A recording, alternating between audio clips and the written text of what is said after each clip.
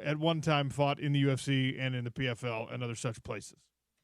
Yeah, it's a nice flex by you today niche. On a Friday. Friday flexing. Should we start that? The Venn diagram, it's always good to create like a very unique Venn diagram for yourself, right? UFC fighters, PFL fighters, professional mixed martial artists who also host daytime sports talk radio shows, not in the MMA space. Those two circles, I think the intersection might just be me. It could be you. I do wonder how many might be in Vegas because that is such a fight town. But outside I kind of follow the space, and I don't know that any of them have their own. Really? Okay. And look, do they have radio shows? There's a whole Sirius XM channel that I used to work on that's fighters doing radio shows, but it's MMA centric. They don't talk about the college football. They don't talk about the NFL and the NBA. They're missing out, James. Sports variety show, if you will, like you. Yes. Yeah. We're the Lawrence Welk. No, it is really cool. It's cool that it's so unique to have someone like you that is a lot more well-rounded, but also happen to be a former professional fighter. You don't see that very often, for and look, at 1:30, we're going to have the voice of the UFC Octagon, John Anik, play-by-play broadcaster for the Ultimate Fighting Championship, which for me is going to be fun. It's also going to be weird, James, because he is the gold standard for my other job. He is the guy that everyone is trying to emulate, including myself. He's the standard that's being set and chased. The bar is John Anik, and that's what you're trying to get to in the MMA play-by-play space. So he's going to be a guest on the show today. So you're saying this is research? It's a bit of research. Yeah. It is. Double dipping here. I'm gonna have to find like some way to pick his brain without making it too obvious, I guess. Yeah. I'm trying to beat you. I'm trying to be better than you. If you could give me all the ways to be better than you. Tell me your secrets. Right. He's also got an incredibly successful podcast that he hosts with my friend Kenny Florian. So John Anik at 1:30. And we have saved the big talk block in the 1 o'clock hour for the airing of grievances. 1 o'clock, yes. The airing of grievances. I want to hear from everybody at 877-353. It'll be the longest. Sorry, I talked over the phone number there. It'll be the longest airing of grievances in the history of airing of grievances, except for maybe, I'm sure Frank Costanza had some really long ones. I'll tell you what, when I did the airing of grievances on the show in my first stint with ESPN 700, I think there was a day we went a whole hour. And I think that Utah fans are going to have some grievances to air this week as you head into the bye week, and you still don't have a ton of clear answers about certain things that you want clear answers about. So we're going to give you the space at 1 o'clock to air your grievances, and I'm very much looking forward to it. Do we think that there'll be airing of grievances over just bye weeks, that they can't go or watch a Utah football game this week? Do you think will happen? Yes, I do think that people are going to be bothered by that. There is so many things going on this weekend, but we just know that's why fan is short for fanatical. You don't want bye weeks. You don't want weeks off of your favorite team. You just know it will. You carve out your fall Saturdays for football. And if you don't have any this week, you feel like, well, I waited 9 months for football season to be back, and now I have another little break. And then I go 3 more weeks of gameplay, and then I have another break. The 2 bye week thing in a college football season, not fan-friendly. It's probably better for the teams, especially in an expanded college football playoff, where if you make it to the championship, you could be playing 17 games in a year. So the 2 bye week thing is better for the players and the coaches, but we don't really care about that as fans, right?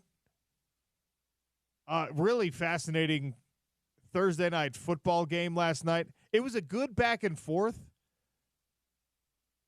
I don't know if it was a good game. Like if the game, you know how Thursday night football in general gets really disgusting and sloppy? This felt like kind of a good game, though. So maybe if you're a Bucs fan, you're not feeling that way, or if you had some skin in the game regarding the Tampa Bay Buccaneers, which I guess I did. I'm in one of those survivor pools, and we get 3 strikes, and they're my second strike because I picked them to win last night. Oh, not great. All right, I'm putting some polls together, as I always do at Real OC Sports. And, James, I want your help constructing this final one. Okay, I'm ready. Because I already asked people open-ended question about which college football game you're most excited to watch in a weekend that has no BYU and obviously has no Utah football. What other matchup really draws your interest? I know there's a ton of Aggie fans that are going to be looking forward to that Boise State matchup, but you're also probably dreading it to some extent. So maybe there's something else on the college football calendar that you've got your focus on. But on the sports calendar in general, James, help me finish out this last option on the poll, okay? I said with Utah and BYU on a bye week, what sporting event are you most looking forward to watching this weekend? Choice number 1, other college football. With the poll I conducted yesterday, I think this might end up being the answer for people. Choice number 2, UFC 307 in Salt Lake City. It's a unique opportunity for people to go and overpay for some tickets at the Delta Center and check out some top-level world title fights in the state of Utah. Choice number 3 and choice number 4, I need your help with, James, because I try when I'm constructing these polls to make it feasible and realistic, like that you're actually going to get some answers here. Now, my instinct was to put playoff baseball in here. And the other instinct is to put RSL soccer in here because RSL's got a game. Am I missing out on something else I should be putting on the poll? I don't know that playoff baseball is going to get a lot of love. Yeah, I don't know that it'll get as much love as other college football for sure, because football's king. I think it'll get a decent amount of votes, though. The other one might be it's only preseason, but it's the inaugural season of Utah Hockey Club, and there is a game. James, I'm not at putting the Mavericks I'm Center. not putting preseason hockey on the poll. I'm not doing preseason. I'm just saying with the excitement around it, we might get a few answers there. I'm not doing preseason anything. If it was a road game, obviously not. But yeah, I don't know. I'm with you. When you have playoff something as an option, you can't do preseason anything as another option. I just wouldn't be surprised if preseason Utah Hockey Club would outdraw RSL. I wouldn't be surprised. Really? I wouldn't, since it's a home game. I mean, it's not at the Delta Center, but you know what? I'm doing it. Yeah, I'm doing it. And I know. No. Come at me, RSL fans. This is your fault, James. I'm removing. This is James Peterson has forced me because he's technically my boss. He has strong-armed me into removing playoff baseball from the poll entirely. No, not playoff baseball. I'm saying you said 4 options. We need 2 more. Playoff baseball. What? Certainly. Other college football is 1. Okay. I thought we had 2 extra. UFC 307 is the other. Yeah. Playoff baseball, RSL soccer, preseason hockey. Yeah, so playoff. But we have to compare. Your bet is that preseason hockey outdraws RSL, so we have to put both of them on. Yeah, okay. I see what you're saying. Only because it's the inaugural season. Not like if this was next year, Utah Hockey Club preseason, I would not be making this bet. But because of the excitement of the inaugural season, I wouldn't be surprised. Okay, I'm doing it. Preseason Utah hockey. I can't believe you're making me put preseason anything on it. Who said I was making you? Oh, man. You are making me. Yeah, he's exercising his authority. Yes, I pulled rank as the program director here at ESPN 700. And hey, I'm prepared for all the backlash if we get a bunch of soccer fans, a bunch of RSL fans voting and are mad at me for suggesting that RSL, not preseason RSL, regular season playoff RSL would not outdraw preseason Utah Hockey Club and right before their first Alonzo season. Serenana is losing his mind right now. Yes, plus, yeah, I'm thinking of my guy Alonzo. Because his number one answer is playoff baseball. But he's watching that over college football. He's watching that over everything. I almost wanted to remove the college football and see which of the other like peripheral ones. But you got to leave college football in there. Anyway. Maybe we put comment for baseball because people are going to get baseball will be probably the second or third most popular answer. I'll tell you what I really did is I put parentheses and I said James made me remove playoff baseball. Oh, that's what I did. So everyone's going to come at your neck for this one, pal. and you're going to deserve it. The way you frame this, man. The framing. Yes, it's my show, so I get to lead the witnesses however best serves me, James. Oh, whoops, your mic stopped working. Where did OC? Oh, he's laughing, but we can't hear him. See what I'm talking about? That's called abuse of power. All right, let's get into what I really wanted to talk about, or one of the many things I really wanted to talk about today. So Utah Hockey Club made the announcement that Clayton Keller is going to be your inaugural team captain. He will have the C on the sweater. We'll see who ends up getting the alternate designation. But Keller, the team captain for Utah Hockey Club's first season in franchise history. It makes sense. I think it's an important designation to have as you're setting the tone in Salt Lake City, as you're figuring out exactly what you are brand-wise, what you are competitively. So number 9 with the C on his chest, Clayton Keller, who for the uninitiated, he's got 418 points in his NHL career. This is a guy who, when the Utah Hockey Club was the Arizona Coyotes, was one of the star players. Former first-round pick. He's been in the league since 2016. He's still only 26 years of age and is a cornerstone piece of the young core that is going to make this Utah Hockey Club team competitive for a playoff spot this year, and I think a shoe-in for cup contention if they do things right in the next 3. And 3 years cup contention. Bill Armstrong New has poll? he's been part of a build that finished in a cup before. Yep. And not that long ago either. And that he has been very public and very clear about where he thinks the team is kind of on their trajectory. But if you look at the way that this team scores goals, and all we have is what you saw last year, obviously, and then, of course, preseason work this year, which preseason is what it is. Preseason is number 1 in James's mind, but it's not necessarily. I am so vehemently, just to set the record straight, I'm so vehemently against preseason as far as you should be watching it and spend your money on it, just to set the record straight. Okay. Well, I'm going to pretend that's I'm not the case. against fakes. I'm so against fake sports. That's what preseason is. It's fake hockey, it's fake football, it's fake basketball, etc. But look, this team scores goals, and they've efforted finding ways to bolster that back line, bolster the defense, bolster the blue line. Sergachev is the number 1 thing there, a guy, again, with cup experience. I think that accelerates your timeline a little bit. So I'm comfortable saying in the next 3 years, we're discussing this team as a real cup contender if everyone stays healthy and if everyone develops at the rate that I think they're going to develop. But Clayton Keller is your first team captain, and I'm not going to pretend like any of us here know whether or not that works out the way it's supposed to. I am going to use it as a jumping off point for a grander discussion on really 2 fronts, and there's polls up on this. There's a question and there's a poll. At Real OC Sports, by the way, if you're not already following. When you are selecting a captain, James Peterson, I put you on a team.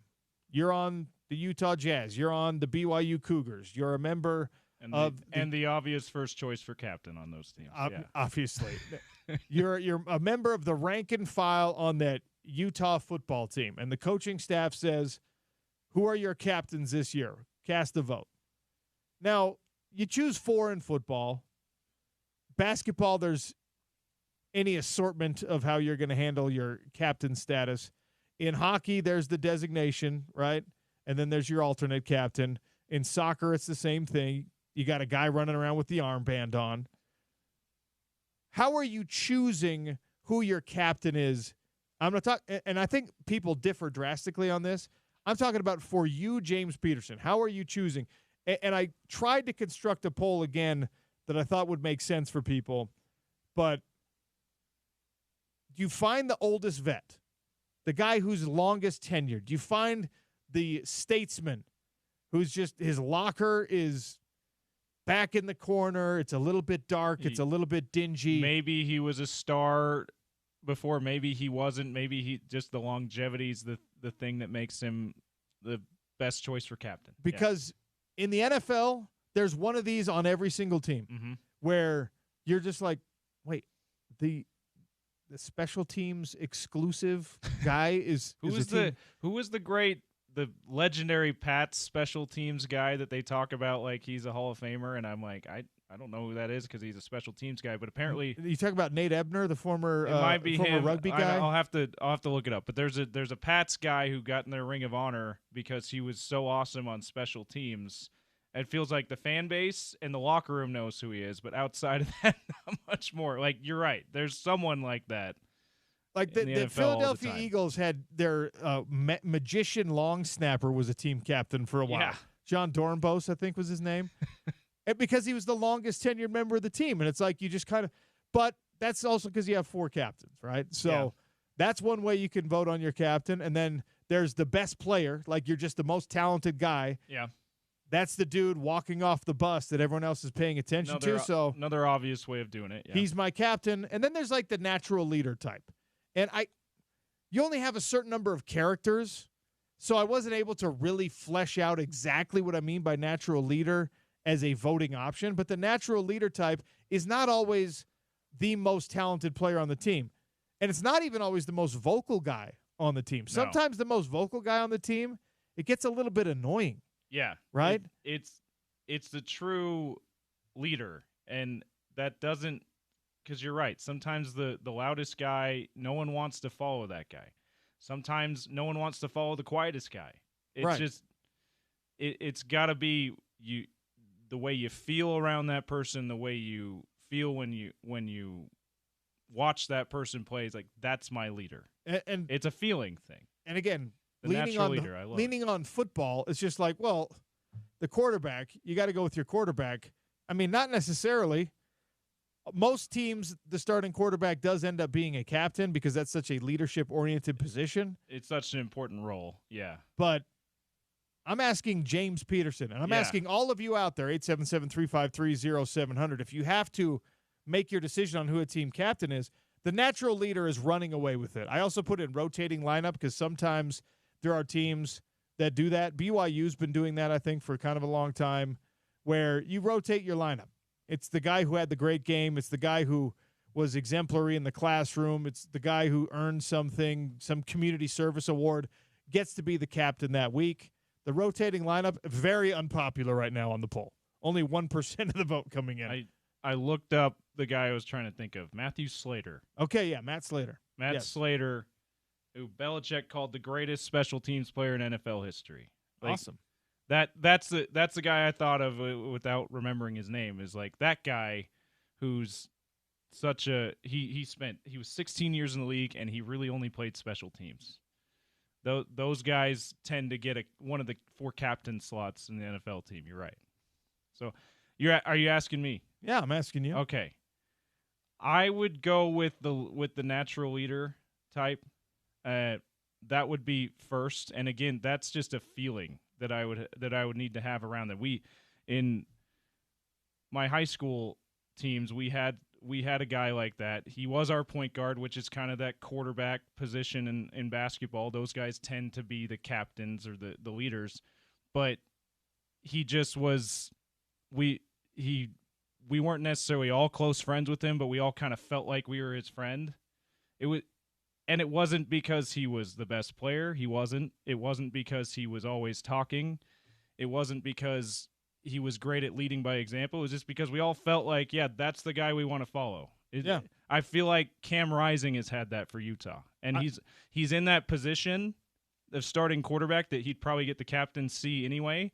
But the way people are on the team talk about Cam Rising, they talk about, I don't know, there's something about him, we just want to follow him. It's really fascinating. And I tried to get Cam in one of our discussions, one of our Rising reports. I tried to get him to tell us, like, the secret sauce. And he's like, I don't think I really do anything different. And I had to push back and, like, Cam, that's something you're doing. That's not true. Like, there is something different about you that The coaching staff calls you the number one leader on the team. Your teammates all acknowledge it, regardless of what's happening. He was a captain in 2021 as the backup quarterback. Thank you, James. That was going to be my next point. Did I get the gold star back? You don't.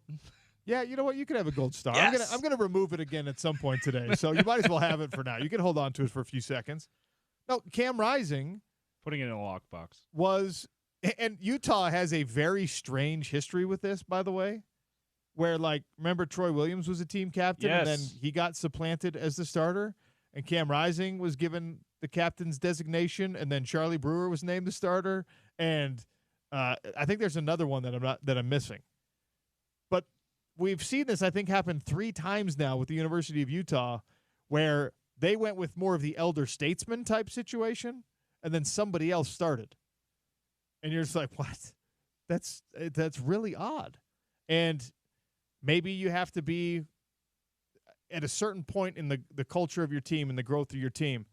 For Utah Hockey Club to name Clayton Keller, look, it makes sense. He's going to be one of the most forward-facing individuals on this roster. And statistically, at least offensively, it looks like he's been their best player. He's your best player, too. He's points leader and goals leader last season. So, in hockey terms, look, you could probably make an argument that a healthy Sergachev is your actual best player on the ice, but much like if your best player is a D tackle, but your quarterback is also really dang good, everyone's going to think that your quarterback is the best player. Absolutely.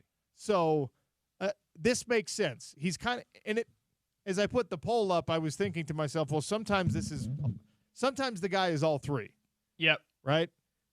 Sometimes the guy is the senior, and sometimes the guy is the best player on the team, and sometimes the guy is also the natural leader, because all those things – like a LeBron James type. They go together, absolutely. For example. Or Michael Jordan at the time. Yeah. The best team that I was ever a part of, as I've talked about it probably ad nauseum, was that Fiesta Bowl team, and the best player on the team was Alex Smith. The best leader on the team, in my opinion, was Morgan Scally. Sean O'Connell. Oh, sorry. Morgan Scally. I thought you were doing a Friday flex again. My bad. I think it was Morgan Scally. Okay, that makes a lot of sense. Alex is a lot more soft-spoken. Now, you wanted to follow Alex. There was an implicit trust with Alex because you knew how intelligent he was. You knew how athletic he was. You knew that he was going to do what was necessary to get the win. You could trust him to make the right play. The coaching staff, I think, had that trust in him. But all those things were also true of Morgan Scally. And Morgan Scally was more vocal. He's more charismatic. He was friendlier with the guy. Morgan Scally had no reason to be friendly with a scout team defensive walk-on. We didn't practice together most days. The starting defense is on the other field, James. Morgan Scally spent most of his time away from where we were on the scout defense. I practice with Alex Smith every single day. Which one of those guys actually knows who I am? Which one of those guys do I get to feel some type of friendship with? Morgan had that relationship with his teammates. Alex, and I'm not saying this to cast aspersions on Alex because he's unbelievable. He's also had 10,000 teammates since then. One, it's not a requirement to remember everyone you played with. It's not a requirement to make friends with everyone that you play with. Morgan was more of his style. Yeah, the callback to what you were talking about is sometimes you just can't really pinpoint why that guy is the guy.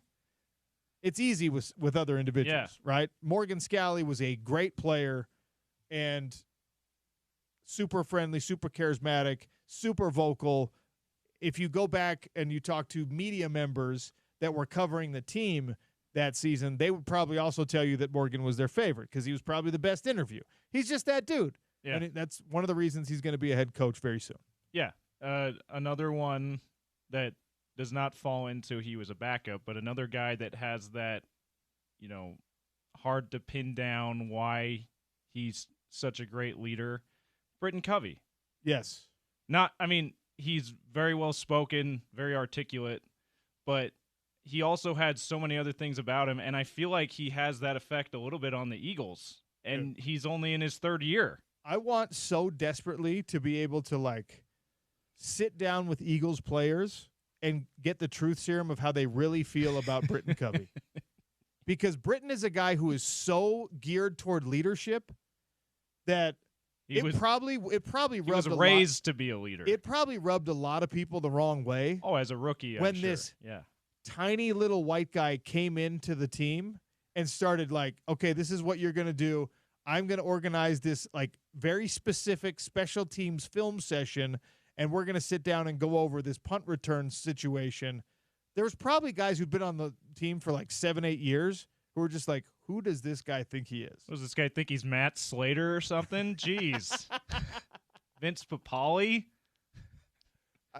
But the thing is, those individuals, they have a way of winning you over, even if that's your original stance. Even if your first stance is just like, dude, okay, cool your jets there, who do you think you are, rookie? Yeah.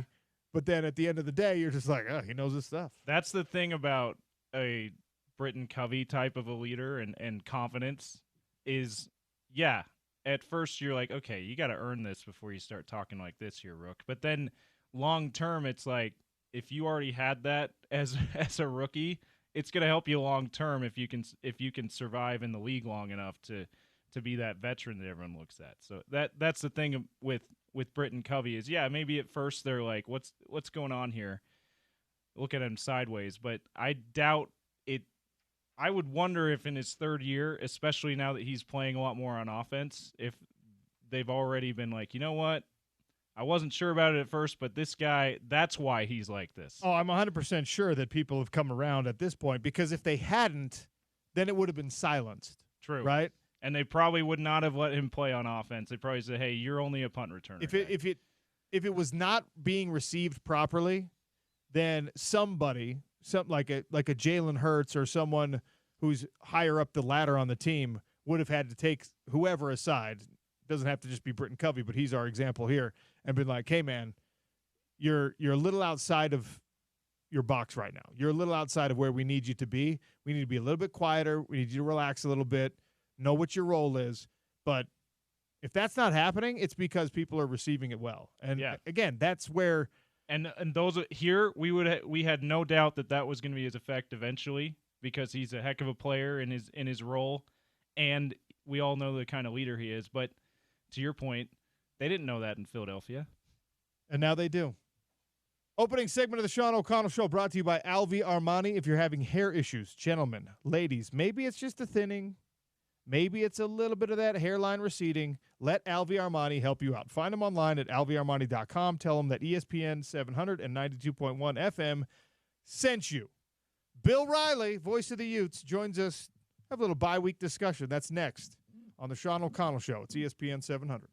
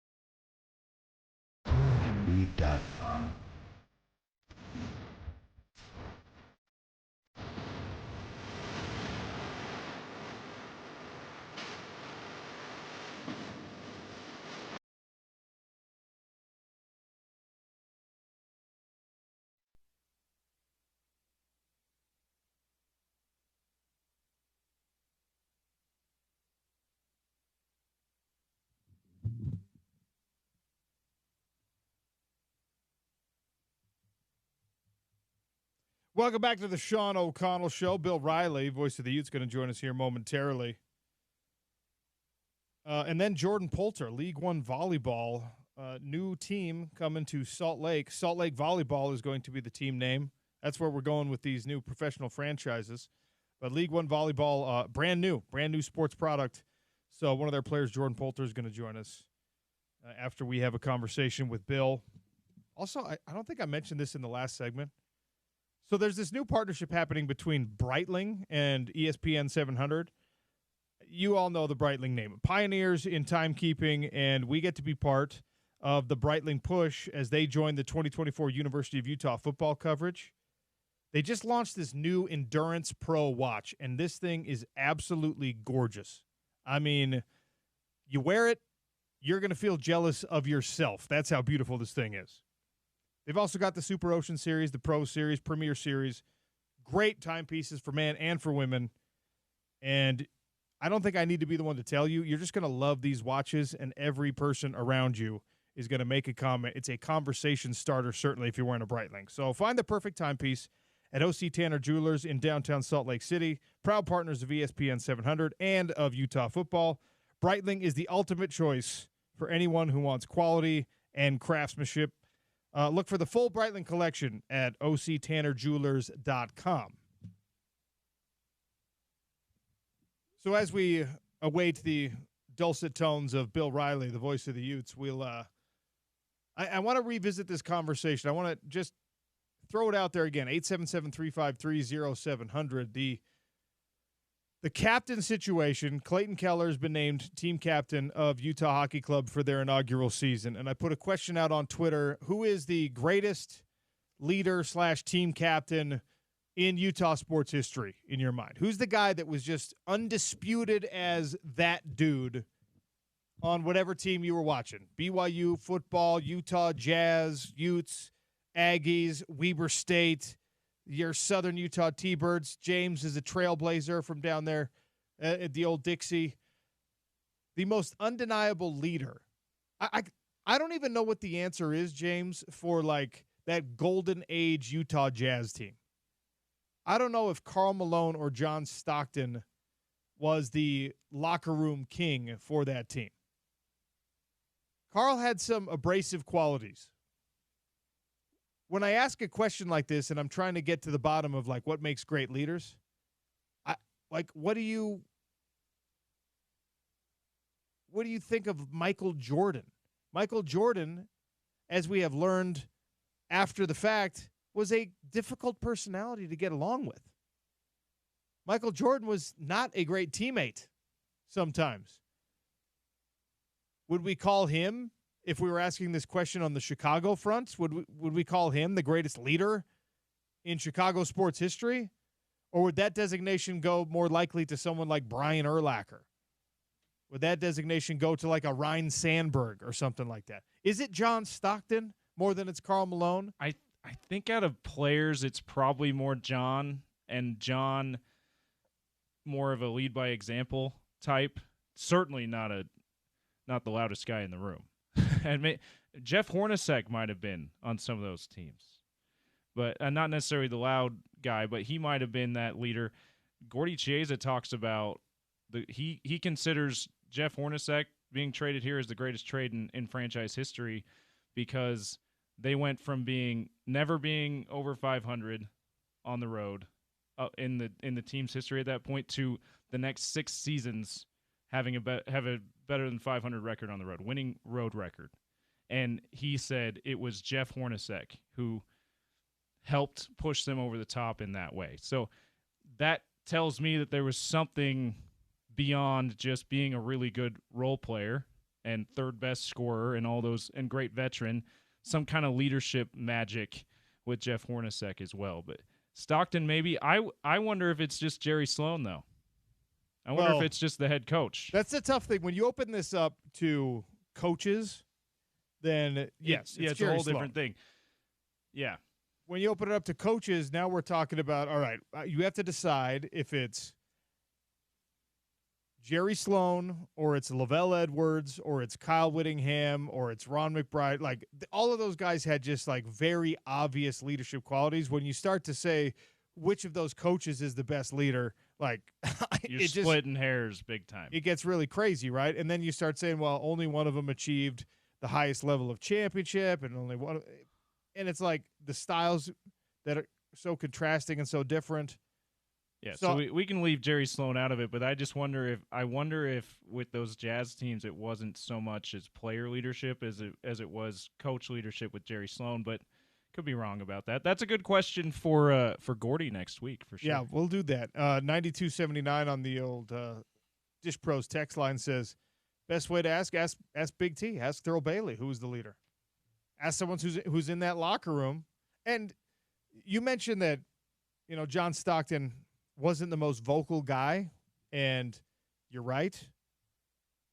Sometimes that quiet charisma is more impactful. We all know the cliche. We all know the old adage of like, he never says much, but when he opens his mouth, everybody listens. I don't know if that's ever calculated by the quiet guy in the room, where he's just like, I'm not going to say anything until it's really time to say something. But that works. That's quite the hack if that's what they're doing. It's like, I'm actually really loud at home, but here I'm dead quiet. I think that's more of a disposition thing. Like some people just don't like to be the center of attention. Yeah. And their abilities make them such. And then when they open their mouth, everyone's like, whoa, okay, we got to listen to that. That quiet leadership is probably the most effective leadership and maybe the rarest leadership. That's where I would put like an Alex Smith. I mean, my own like best friend growing up was that kind of a leader. He was our quarterback and stuff like that. He wasn't the loud guy, but when he did get loud or he did have something to say, you were forced to listen because it just didn't happen all that often. I was the loud guy. Kyle Beckerman coming in at 1029. Kyle Beckerman certainly belongs on the very, very short list of the best team captains and leaders we have ever had from the player standpoint for any Utah team. Utah football, BYU football, and basketball. Kyle Beckerman was that guy. He is the poster boy for many, many reasons at RSL and in a championship tenure at RSL. He was the dude. Yeah, RSL fans in particular, but sports fans in this market talk about him the way that Yankee fans talk about Derek Jeter. Like, he's the captain as far as with soccer fans around here. That, by the way, is such a gangster it is like nickname to have follow you around. The captain. And Jeter, since I brought up Jeter, he's interesting too because he was hardly ever the best player on the team. He was one of the best, but he's pretty good. He's a Hall of Famer. Yeah, but there was usually better players on the team. That's why those teams won 3 in a row and so many championships in the late 90s.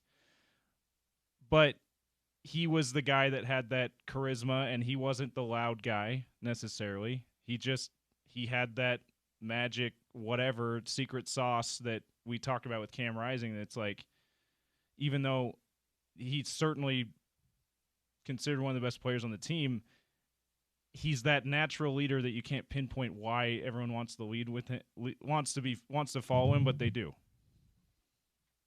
I want to ask you about. I hate talking that positively about a Yankee. By the way, that's you need a palate cleanser. Well, let this be your palate cleanser. Okay, let's go. In the modern era of basketball, especially, but it happens in football. We don't call it load management in football, but there's those calculated things happening in football too. It certainly happens in baseball a lot, but it always has because that's a 100-plus game season. So people don't care as much because it's like, oh, I didn't remember him missing games. Yeah, because there were 155 other ones. Yeah, you had too many dang games.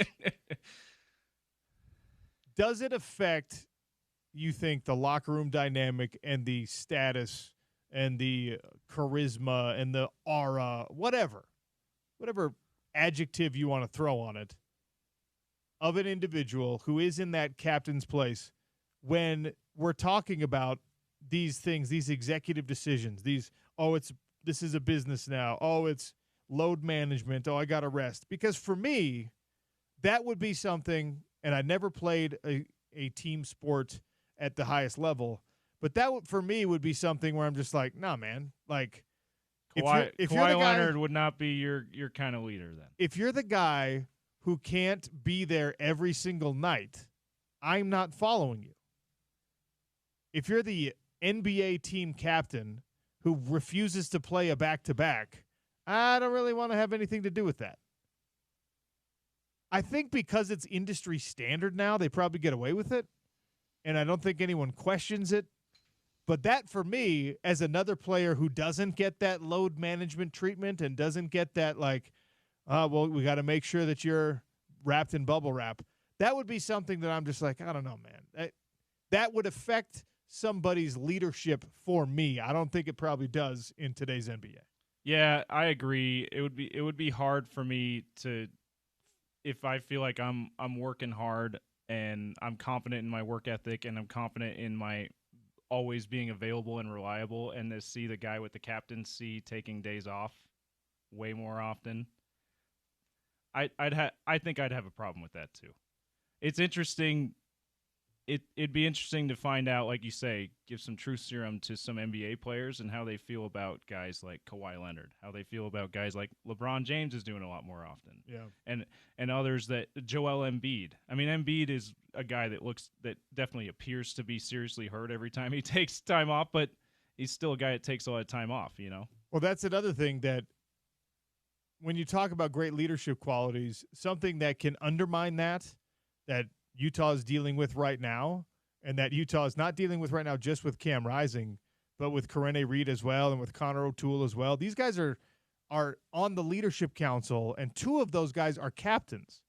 And those guys are both having a hard time being on the field subconsciously, unconsciously, non-deliberately. It could potentially affect the way that your teammates are just like, they're not mad at you about it, but they're also like, I think maybe less prone to feel the impact of your leadership if you're not out there running out of the tunnel every week with them. And there's an understanding that it's beyond your control when it's an injury situation, but I don't think it's avoidable that it has an effect on leadership. And so when you're choosing captains and the Utah Hockey Club choosing Clayton Keller as their inaugural team captain as they start a new era here at the Delta Center and in Salt Lake City as an NHL franchise, that is part of the calculus. A guy who's on the ice all the time, a guy who is reliable. You have to be as a captain. And hockey has its own culture of toughness and durability and things like that. It's not like the NBA, where anytime you get a hangnail, they're just like, oh, yeah, take 4 games off. It's fine. That's not how hockey lives. And that's, I think, another reason why people here are going to love it. But I don't know. It's just something worth noting. I'm anxious to get to know Clayton and some of the guys better so that we can see if he also has that other kind of intangible stuff that we've been talking about, that charisma we're talking about. I would assume he does if he's being named captain, but I don't know these guys well enough. It'll be interesting to see who those guys are, if it's Clayton or if it's someone else. But he certainly has everything else going for him, as why you would want to name the guy captain. On the text line before we take a break here, 0314 says, I heard an interview with Zane Beadles calling Brian Johnson a field general. How do you feel about Johnson as an elite leader? Brian was already displaying leadership qualities as a 17-year-old true freshman in college. People forget that Brian Johnson was the backup to Alex Smith that Fiesta Bowl season, and he was like that Ryan Williams kid from Alabama, early graduate, 17 years old when he showed up at college. Just absolutely insane.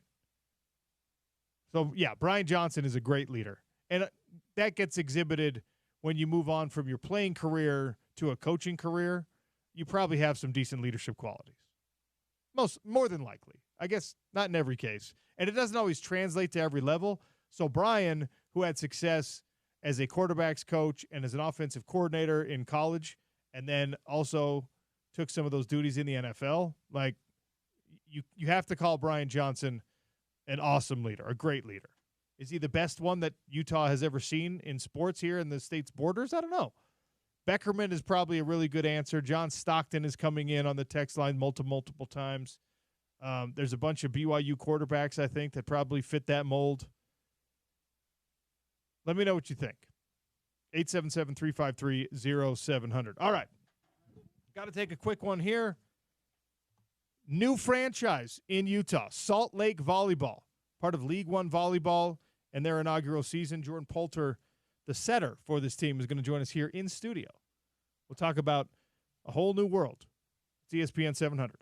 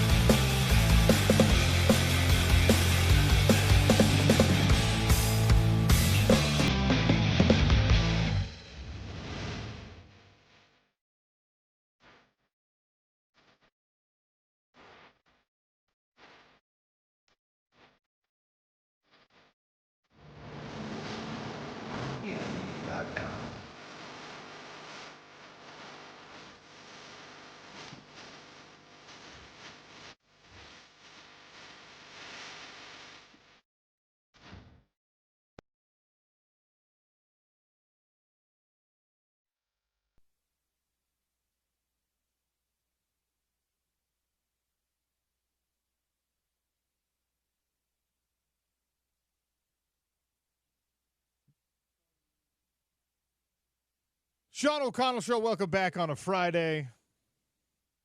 Guest in studio, actually the first of two guests joining us in studio. The Schmo is going to join us to talk some UFC fights. This conversation will probably be a little bit different than that one. Jordan Poulter, part of the new League One volleyball franchise here in Salt Lake City. Olympian, named, best setter at the Tokyo Olympics. The list goes on and on. Professional volleyball player, setter for Salt Lake Volleyball. Welcome to the Sean O'Connell Show. Stoked to be here. James, we got that dialed in? Okay, let's try one more time. Your mic was off. Jordan Poulter joining us here in studio. How are you? Hey, I'm doing great. How are you? There it is.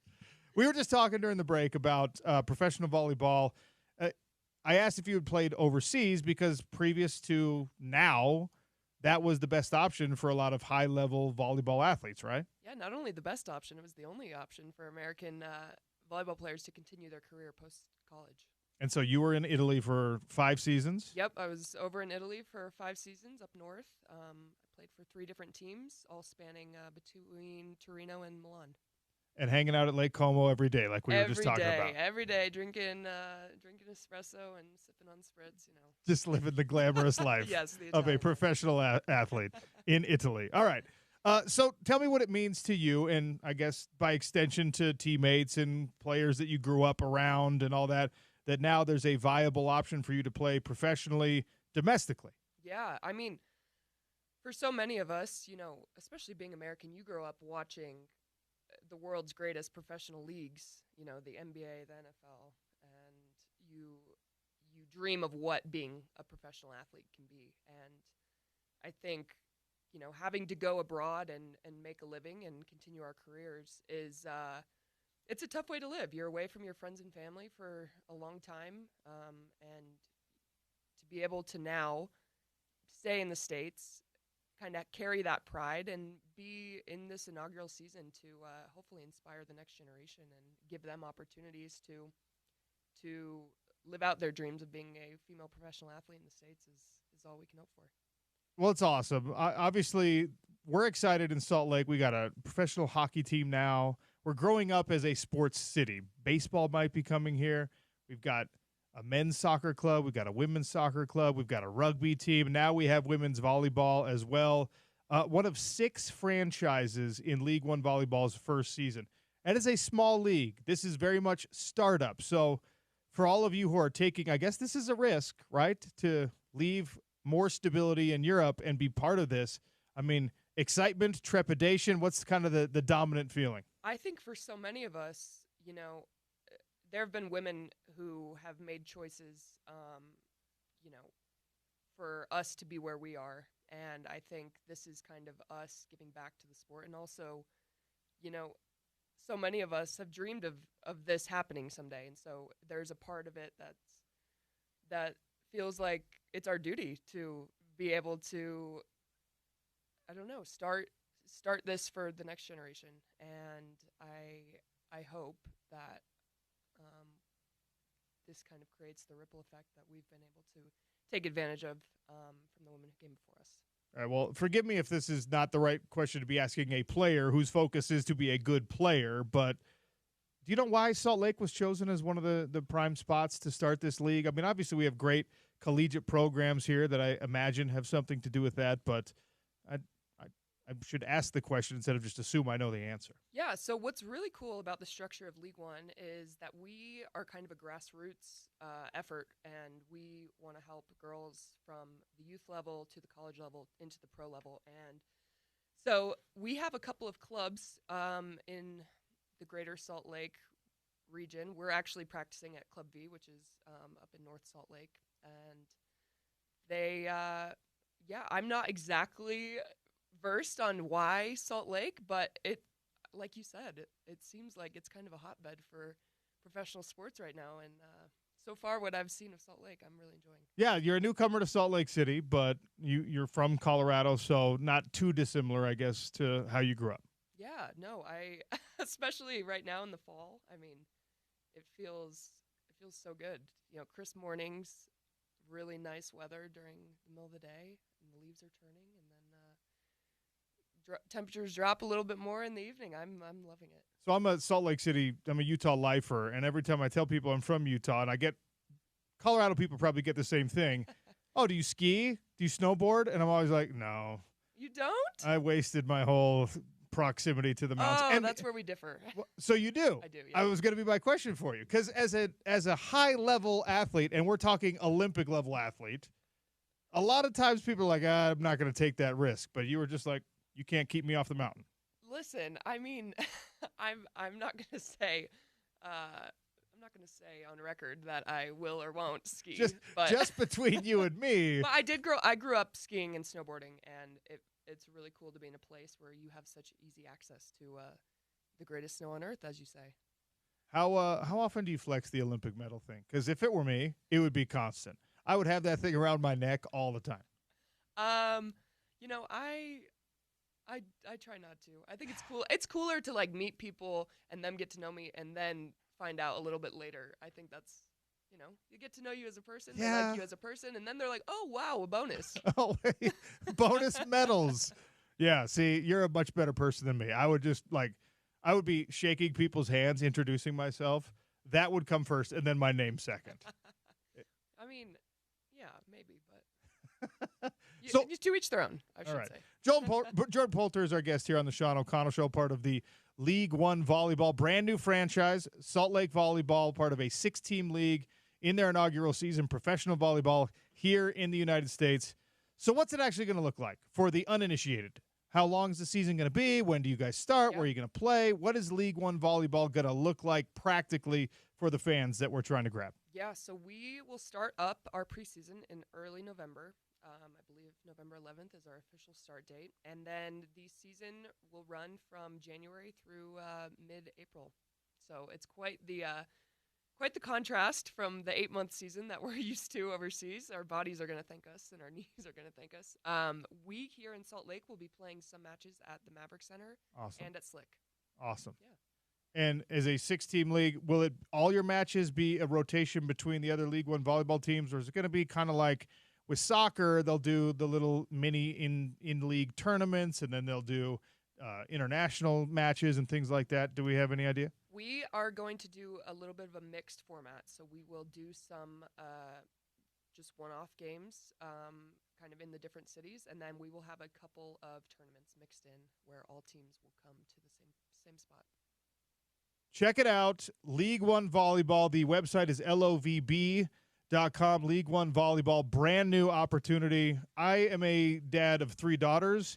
2 of them are top of the height chart. So volleyball is going to be part of my future. I'm pretty sure the oldest is only 5 right now, so we haven't started yet. So I think I'm your demographic. We're going to come out to some League One volleyball games. We would love to have you and love to have your girls. That would be amazing.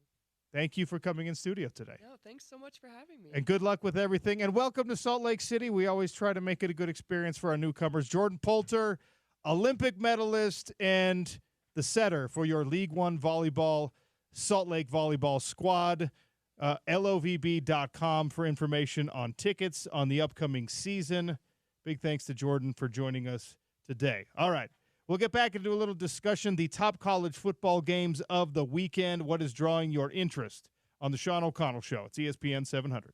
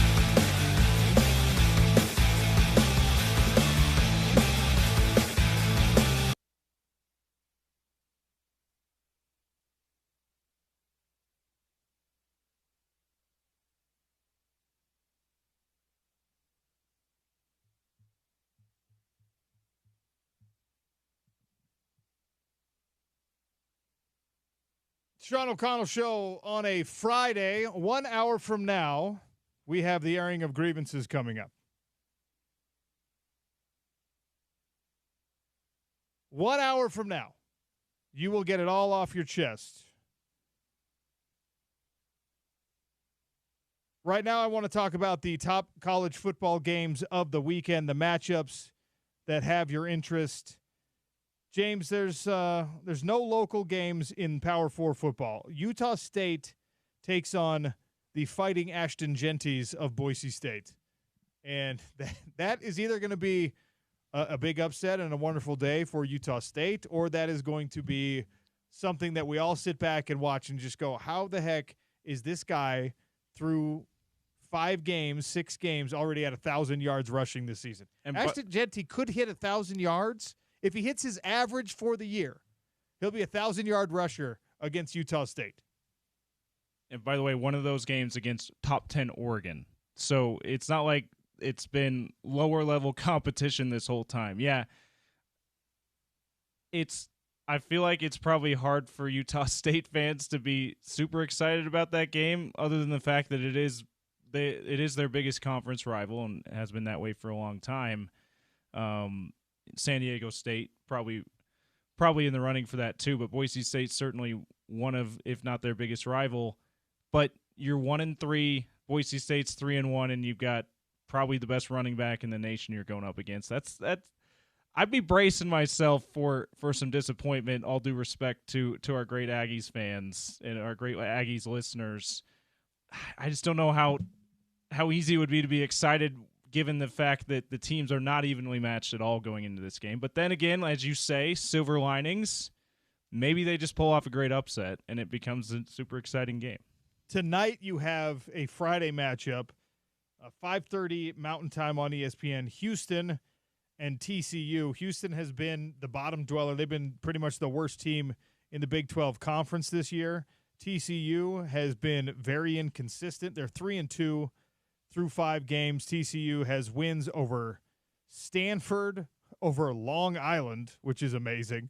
Back-to-back losses to UCF and to SMU, and then they won against the University of Kansas. And then, as I mentioned, Houston is just they're 1-4. They're 0-2 as a Big 12 team right now. They are 17.5-point dogs in this game. It has not been a good year for Houston, who is on the future schedule for both BYU and Utah. Yeah, TCU, bit of a disappointment for me early on here. Not because I had, huge expectations for them this season. I actually was like, I'm kind of in wait-and-see mode to see how good this team can be. But it's a disappointment because this is one of the few brands that are left in football in Big 12 after Texas and Oklahoma left. And this is a team that has been to a national championship game recently. This is a team that has won Big 12 championships. And it just feels like the Big 12 needs a school like TCU to be competitive year in and year out. So disappointing that they have been only okay and sometimes worse than that to start this season. Not the most exciting Friday night game on the docket tonight. I'll say this about TCU, who comes to Utah in just over 2 weeks. That's the October 19th game for the Utes up on the hill. Your disappointment, I guess, is probably well placed. I felt the same about TCU. I thought that they've got a lot of team speed, as they usually do, and they could be potentially dangerous. And look, it was such a down year last year that it was hard to kind of forecast how good they could be this year. They choked away that game against UCF. Now, UCF deserves credit for sticking it out and being in the hunt even when they were down 3 scores in that game, and even though it looked like it was going to go TCU's way. Credit to UCF for the big comeback and the eventual victory, but that was TCU choking a game away, and that changes your outlook pretty significantly. Now, they followed it up with another lackluster performance against SMU. The reason I pump my brakes on just being like, TCU, dang, is because TCU could be a problem for pretty much everybody they've got moving forward, and in my opinion, that includes Utah. because of that aforementioned team speed. Utah will be a favorite, should win that game, especially with Cam Rising back, especially if they have gotten right over the bye week. But TCU's got Houston tonight. They're going to win this game because Houston stinks. They're going to lose probably against the University of Utah, but they'll put up a fight there. Texas Tech, not great. Baylor, not great. Oklahoma State, not great. Arizona, to be determined, but pretty dang good team. Cincinnati, not great. So TCU could still be a 9-win team at the end of this season. Yeah, schedule lines up for them to be that way, and we'll see how good Arizona is at that point. Right now, they're looking pretty good, obviously.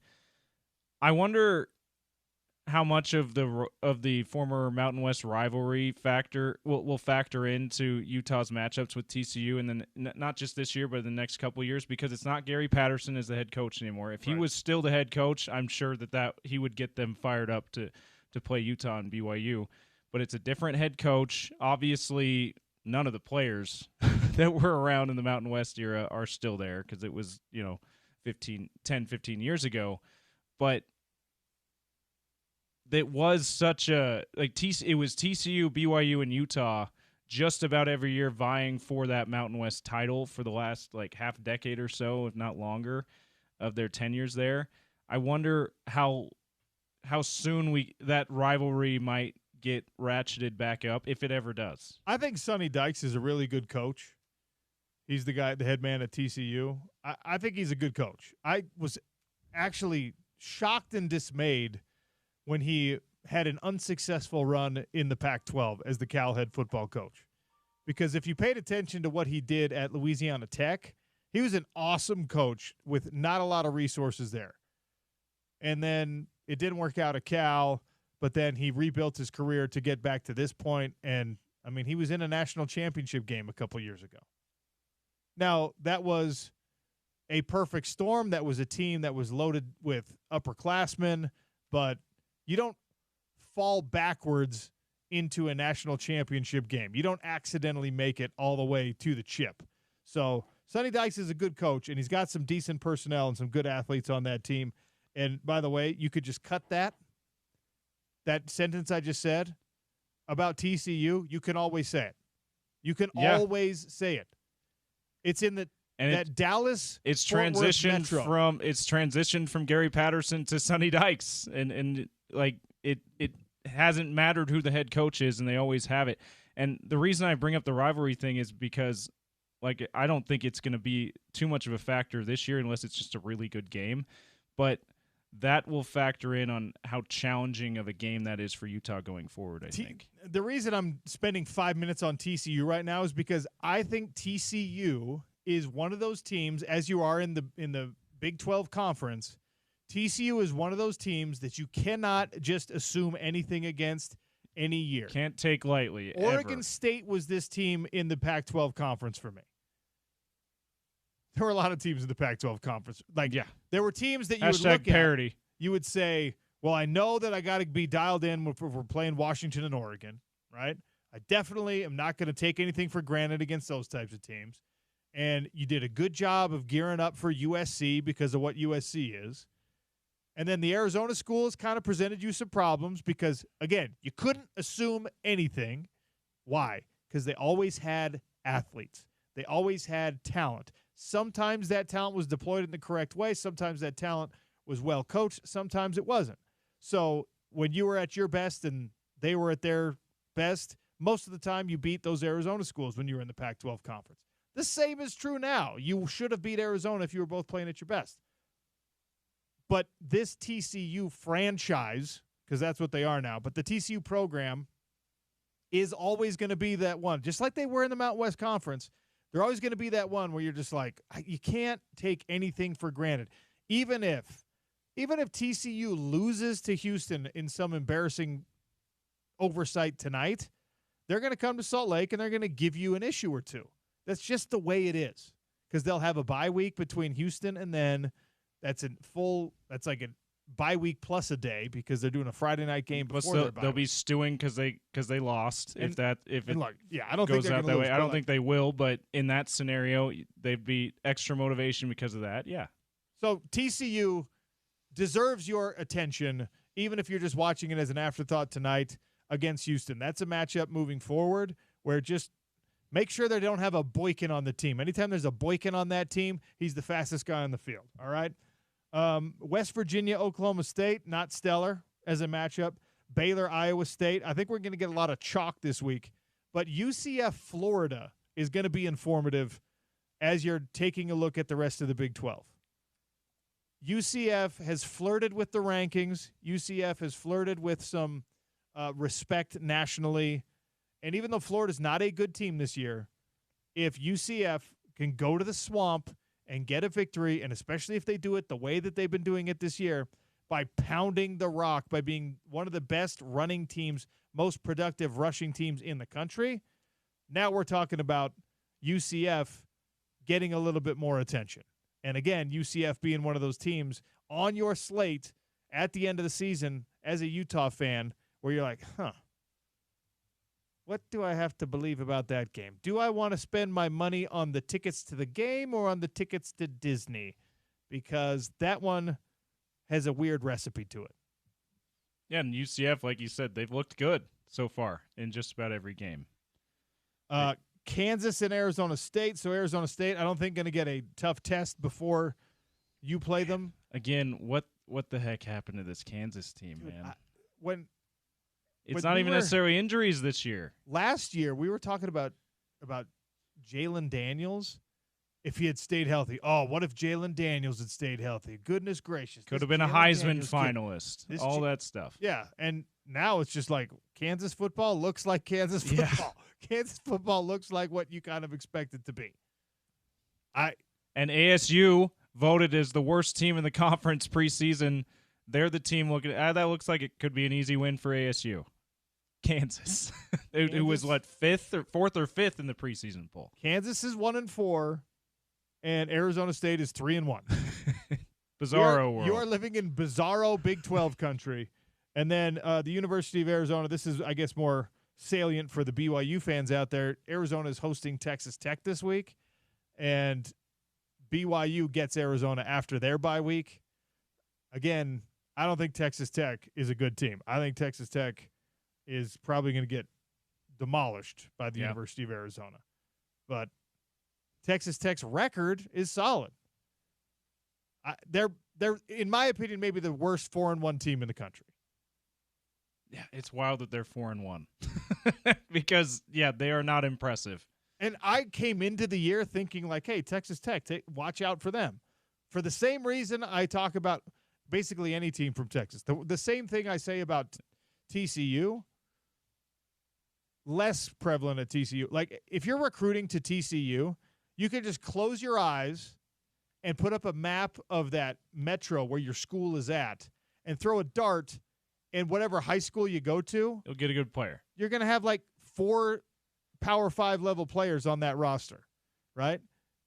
Less obvious in West Texas because it's more sparsely populated, but Texas Tech still gets a lot of those guys, still gets a lot of those Texas, Oklahoma, anyway. So the Big 12 slate is a little bit lackluster this week, but that UCF and Florida game is interesting. That West Virginia, Oklahoma State game is going to be a battle of the yikes. And then Baylor is going to get destroyed by Iowa State. On the overall slate, week 6 in college football. So you're basically at the halfway point of your college football season. You have some interesting games on the national front that I think a lot of people have some betting interest in. I think a lot of people have a little bit of intrigue woven into some of these top 25 matchups.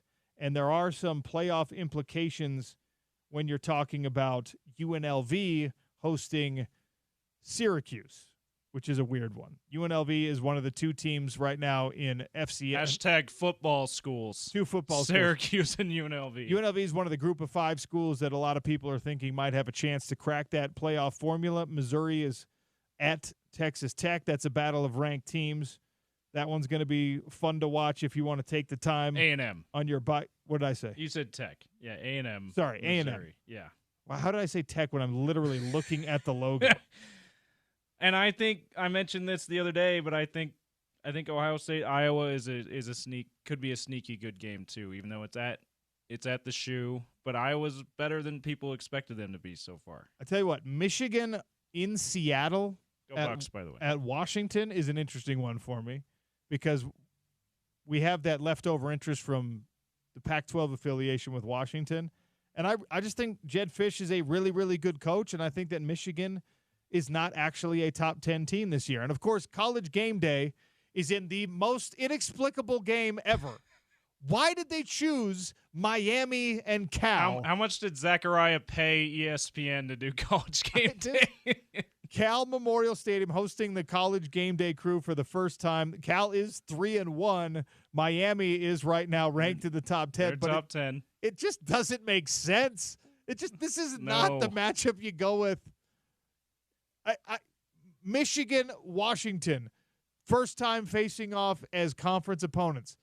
The same is true of Cal in the ACC and Miami, but it's a weird one. It's a weird one. Another one, now this is not going to be a great game, but because it's going to be on the station, we'll mention it tomorrow, 1:30, Georgia, Auburn. Georgia's going to kill Auburn, but we'll mention that one because it will be on the station tomorrow at 1:30. Unfortunately, we don't get the Missouri, Texas A&M, for example, the only ranked unranked. Man, Clemson and Florida State could have been good. Before the season, we're like, yeah, that one should be really good. But Florida State's like Kansas, but even worse, just the wheels have fallen off that program this year. We got a couple of these games in our conversation with Lee Sterling coming up from Paramount Sports. There might be an upset alert or two on the national slate, but we'll wait till we get to the conversation with Lee. Tennessee on the road at Arkansas. Anything there? Any meat on that bone for you? Maybe. Yeah, that could be a better one on the weekend. Arkansas has looked good at times this year, for sure. They have one good win over Auburn. They were competitive against Texas A&M, but they always are, and they always lose lately. So Arkansas did lose to Oklahoma State. Yeah, after being up. Yeah. Jaquindon Jackson, though, looking awesome at Arkansas. I'm going to take a real quick look at Jaquindon's stats right now, just because I know there's some Utah fans. Most Utah fans have a rooting interest, and then there's like 2 or 3 that are listening right now. We're just like, I hate that guy. I'm doing this for you. If you're the I hate that guy crew. Jaquindon Jackson right now, 509 yards rushing for Arkansas, 6.4 yards a carry. How many touchdowns do you think Jaquindon Jackson has this year? I mean, every game it looks like he's had multiple. Like every time I look at his stat line, he had like 2 or 3. So I'm going to say, 5 games in, I'm going to say at least 10. He's got 9. He's got 9. He's got 9 touchdowns. Wow. Yeah, but that like multiple touchdowns a game at 9. Well, almost. 79 carries, 509 yards, 9 touchdowns. He's been awesome. I mean, I root for these guys to be successful, even after they leave the program. Maybe more than even that. I have no personal connection to Jaquindon Jackson, but as someone who transferred in his college career and as someone who kind of certainly wasn't the caliber of player that we're talking about here with Jaquindon, but as someone who makes a difficult decision at any point in life, you go to the new job. If that doesn't work out, what are you doing? Oh, what if I had stayed? How different would it be? Now, for us Utah folks, the what if thing is very big with Jaquindon Jackson. But at least it's working out for somebody. At least Jaquindon Jackson knows what's going on. Anyway. Some interesting games on the slate. All right, we're going to take some time. We have 2 UFC guests on a Friday because UFC 307 is happening at the Delta Center this weekend. The Schmo is going to join us. If you don't know who I'm talking about with the Schmo, because you're not an MMA fan, that's fine. I promise you're going to want to hear from this young man. Very, very interesting guy who hosts his own ESPN radio show down in Las Vegas. So we'll talk some fights with the Schmo.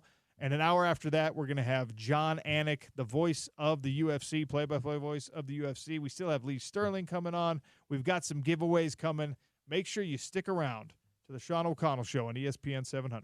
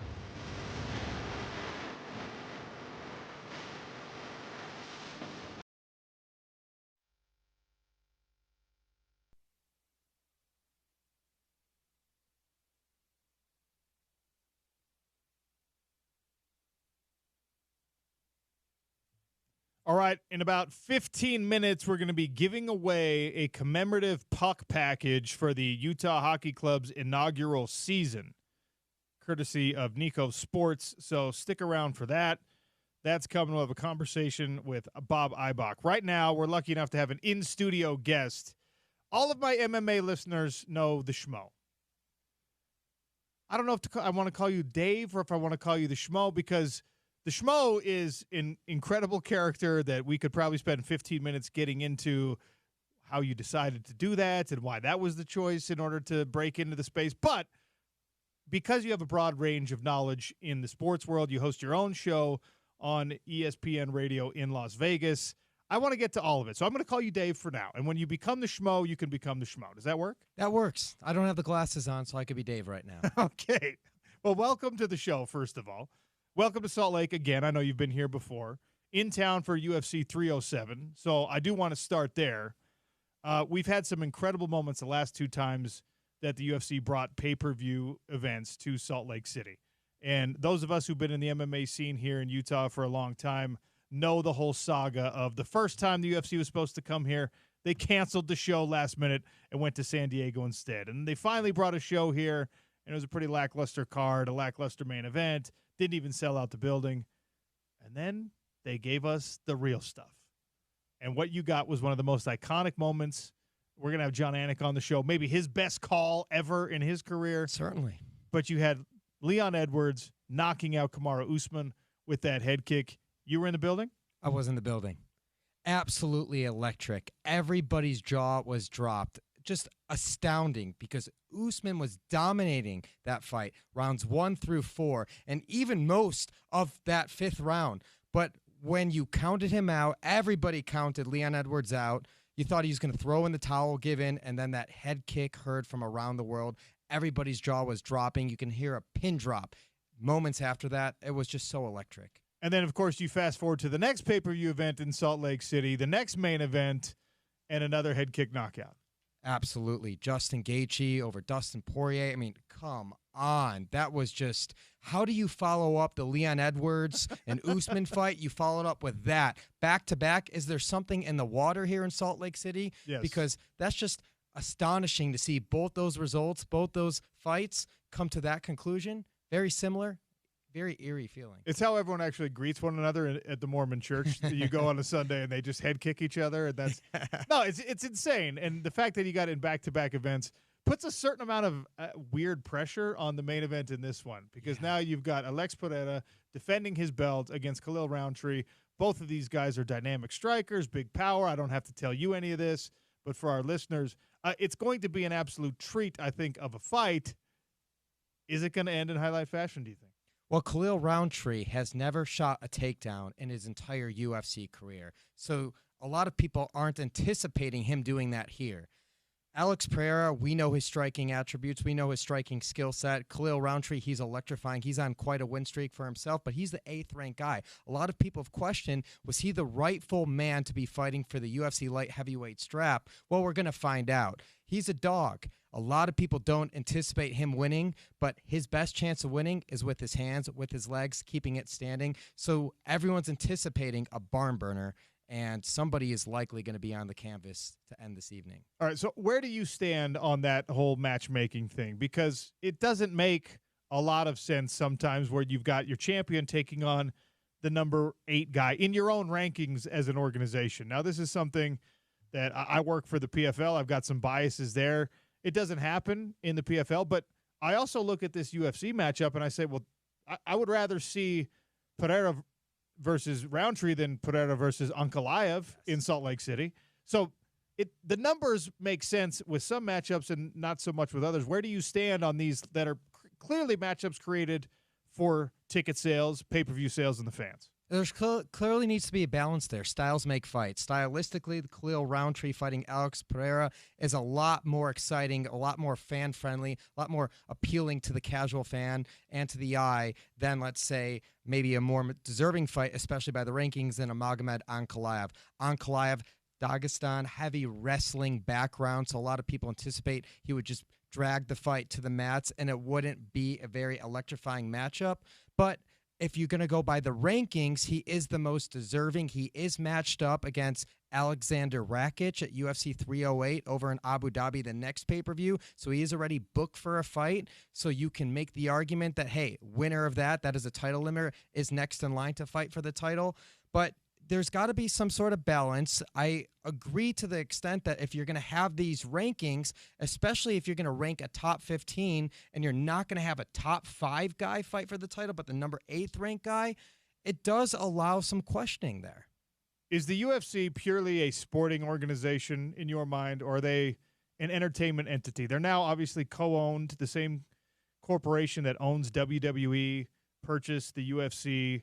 And there was some worry that maybe there'd be some bleed over, and it hasn't happened, I don't think, in my mind in that respect. But again, on the same line what we're talking about right now, if it's a genuine sporting, only dedicated to finding the best fighter in the world type championship, 1 versus 8 doesn't always make sense. So is it an entertainment company? Is it a sports company? What is the UFC for you? It's a formula, too. I think entertainment's involved. I think marketing is definitely heavily involved. I think it's a little bit of both. I think it's certainly a sport. It's certainly a very, very real sport. It's as real as it gets. It's professional fighting at the highest level. And I think that in order to really sell the product too, because remember, this sport's 30 years young. Yeah. There's a lot of people that turn away to this sport. There's a lot of people that question, hey, is this human cockfighting? Is this even real fighting? But this is a real sport. This is as real as it gets. So I think if you're in the UFC's position, you do have to sometimes toe the line of, we need to have the best fighting the best, and usually 9 out of 10 times or greater than, I feel like that's what happens. But there's an other side of it where you have to make it appealing, you have to make it entertaining to the masses, to the younger generation fan, and that's what I feel like they're in a position where they're appealing to. We are in this transition in the sport too, where there's a whole nother wave of talent coming up. The same traditional names in this UFC sport are getting older. They are getting towards that age of retirement. So this younger generation fighter in the UFC, like newer stars like Raul Rosas Jr., we just saw him at Noche UFC. Guys like that, Peyton Talbot in the bantamweight division too, just young up-and-coming names. And a lot of people aren't as familiar with that. So I think the other side of it is, how are we going to match up high-level guys stylistically that make it make sense? And also, when it comes to the rankings, the media, I guess. I'm not one of those media members. I've always questioned, who are the media members that make these rankings? The Schmo is not one of them. Yeah. I would love to be a part of it, but I'm not sure who's making those rankings.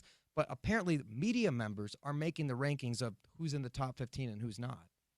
Yeah, is it the Associated Press of Mixed Martial Arts that allows those rankings? Like, we do the AP poll in college football. You've got your own show in Vegas. You talk about these things as well. It's not clear. It's truly not clear. Yeah, it's interesting. And look, I fought in the UFC. I love watching the UFC. I have my PFL biases I mentioned, and that brings in another level of intrigue in this UFC 307 card. Kayla Harrison, the 2-time PFL champion, has come over to the UFC. Her first time out, she looked incredibly dominant. This matchup with Ketlen Vieira, we had a conversation with her back in the summer during the Olympics because she was a 2-time judo gold medalist as well. Look, I think she's on her way to being a champion in the UFC. Is that your conclusion? Do you believe that we'll see Kayla Harrison with the UFC strap at some point? I do believe so. You know, you talk about a 2-time Olympic gold medalist, winning the PFL tournament, a multi-millionaire, like made all the money competing and doing everything she can in the PFL organization. It's kind of interesting, right? Because if you look at Raquel Pennington defending her bout against Juliana Pena hasn't fought in a couple of years. A lot of people question, is she the most worthy in the bantamweight division? But certainly between the Ketlen Vieira-Kayla Harrison fight, that is a title eliminator. The winner of that you can expect to fight for the bantamweight title. I was extremely surprised to see Kayla Harrison come to the UFC and being able to make bantamweight. We all were. It's just so easy, it seems, for her, because I never thought she would make that weight coming from the PFL and not fighting at this weight class ever throughout her entire career, even in her judo background. When did she fight at bantamweight? At 135? She never did. We talked with her about that. When she competed, she won a gold medal in judo in the Olympics at 172 pounds. And then she fought in the PFL at 155 pounds for several years. And that was not an easy cut for her. And, of course, I asked her about that when she came on the show, and she's been public about that this week. And, it's very, very difficult. She has it down to a science, and you mentioned all of her financial success. She's been able to put those assets towards, good causes like hiring a nutritionist and making sure that she does this the right way. But it was also something for her, I know early in her career, that she was worried about the messaging it sent. She considers herself a role model for young female athletes, and you don't have to lose weight to be more successful and all that stuff. But now she's chasing this dream of a UFC title after winning PFL titles. She's already got the gold medal history and all that stuff, and she knew that 135 was the way she was going to get it done.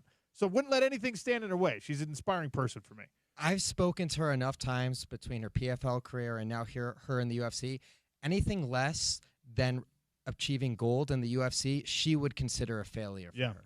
Yeah, her standards for success are a lot higher than most people's. The Schmo is our guest here in studio, and I know that people are like, why are we referring to this man by the nickname? Again, if you're an MMA novice, if you don't know the Schmo, it's really unique. And how long has the Schmo existed in your life? About 10 years now. Wow. I'm reaching 10 years, which I can't believe. 10 years as the Schmo, as the alter ego to Dave. Yes. All right. Will you be the Schmo for a minute? Absolutely. If you're not watching on the YouTube channel right now, you should. The Schmo. So Dave hosts a radio show on ESPN Radio in Las Vegas. The Schmo is a different person. Schmo, welcome to the show. It's great to be seen. Thanks for having the Schmo today. How we doing? We're doing great. How have you enjoyed Salt Lake City? Love it. Probably the most underrated state in the union. Absolutely beautiful. You get all colors in the mountains. You get the reds, you get the greens, you get the browns, you get everything right here. And plus, it's the fall season, so you see the leaves changing outside of Salt Lake City. Absolutely gorgeous state of Utah. All right, Schmo, I know you're a big fight fan, and we've got the UFC this weekend here in Salt Lake City. We've already talked about that with your friend Dave. I do want to ask you about the Battle of the Giants coming up in the Professional Fighters League. That's coming up in a couple of weeks. I'm going to be calling that fight over in Saudi Arabia. You have Francis Ngannou, the one-time UFC heavyweight champion, who crossed over into boxing, made a bunch of money there. Now he's back making the long-awaited return to mixed martial arts, and he's taking on a heavyweight champion of the PFL. He's taking on Reina Ferreira, who is the first person he's ever fought probably who's bigger than him, who's just as athletic as him. What does the Schmo think is going to happen in the Battle of the Giants? Someone's going to get knocked out. But you gotta ask yourself, which Francis Ngannou are we going to get? Because obviously the Francis Ngannou we saw box Tyson Fury, the confidence through the roof. And then most recently we saw him box Anthony Joshua. It didn't go his way, and we saw a very rare sight of him laying on the canvas. And now he's going back to mixed martial arts where he left on top of the kingdom. We know he beat Stipe Miocic, at that time the heavyweight champion of the world, probably the greatest UFC heavyweight champion of all time. And he did everything he could in the UFC. And now he gets to showcase why he is the king of the mountain and why he truly is the baddest man on the planet against the guy who is bigger than him, right? Bigger. 6'8", that's the 265, yeah. And when Francis came and signed the PFL, initially signed, where was this man a couple years ago? He looked around in the competition. It's like, how can I quench my thirst with the toughest challenge in mixed martial arts? Like, I just came from Stipe Miocic. I still want to box. I want these ambitions. And credit to the PFL for allowing him to get that out of the way and to fight the biggest names in professional boxing. And now he comes here and to fight the biggest fight he can in the PFL, somebody's going to get knocked out. That's what the Schmo thinks. All right. Can you go back to Dave, Schmo? Yes, sir. All right. I love the – answer me this question, because this is a difficult business to break into. Yeah. How did you come up with the idea of doing so as a character and an affected voice and an accent and all that kind of stuff? Where did it come from? So I've always been a goofball. I'm originally from Chicago, so I take homage to the Chicago Second City comedic legends because I love comedy and I love sports, and I found a way to blend the two worlds. So I've always looked up to the John Belushis, the Chris Farleys, the Mike Myers.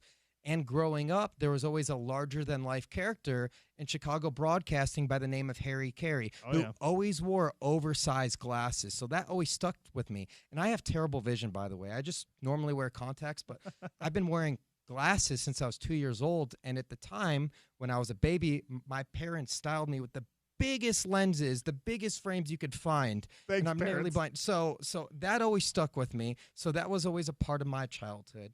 So My last job in corporate America was with USA Today, and it's a newspaper. And I knew about 12, 14 years ago the world was transitioning to a digital landscape. So at that position, I was hired to consult sports websites, to help publishers.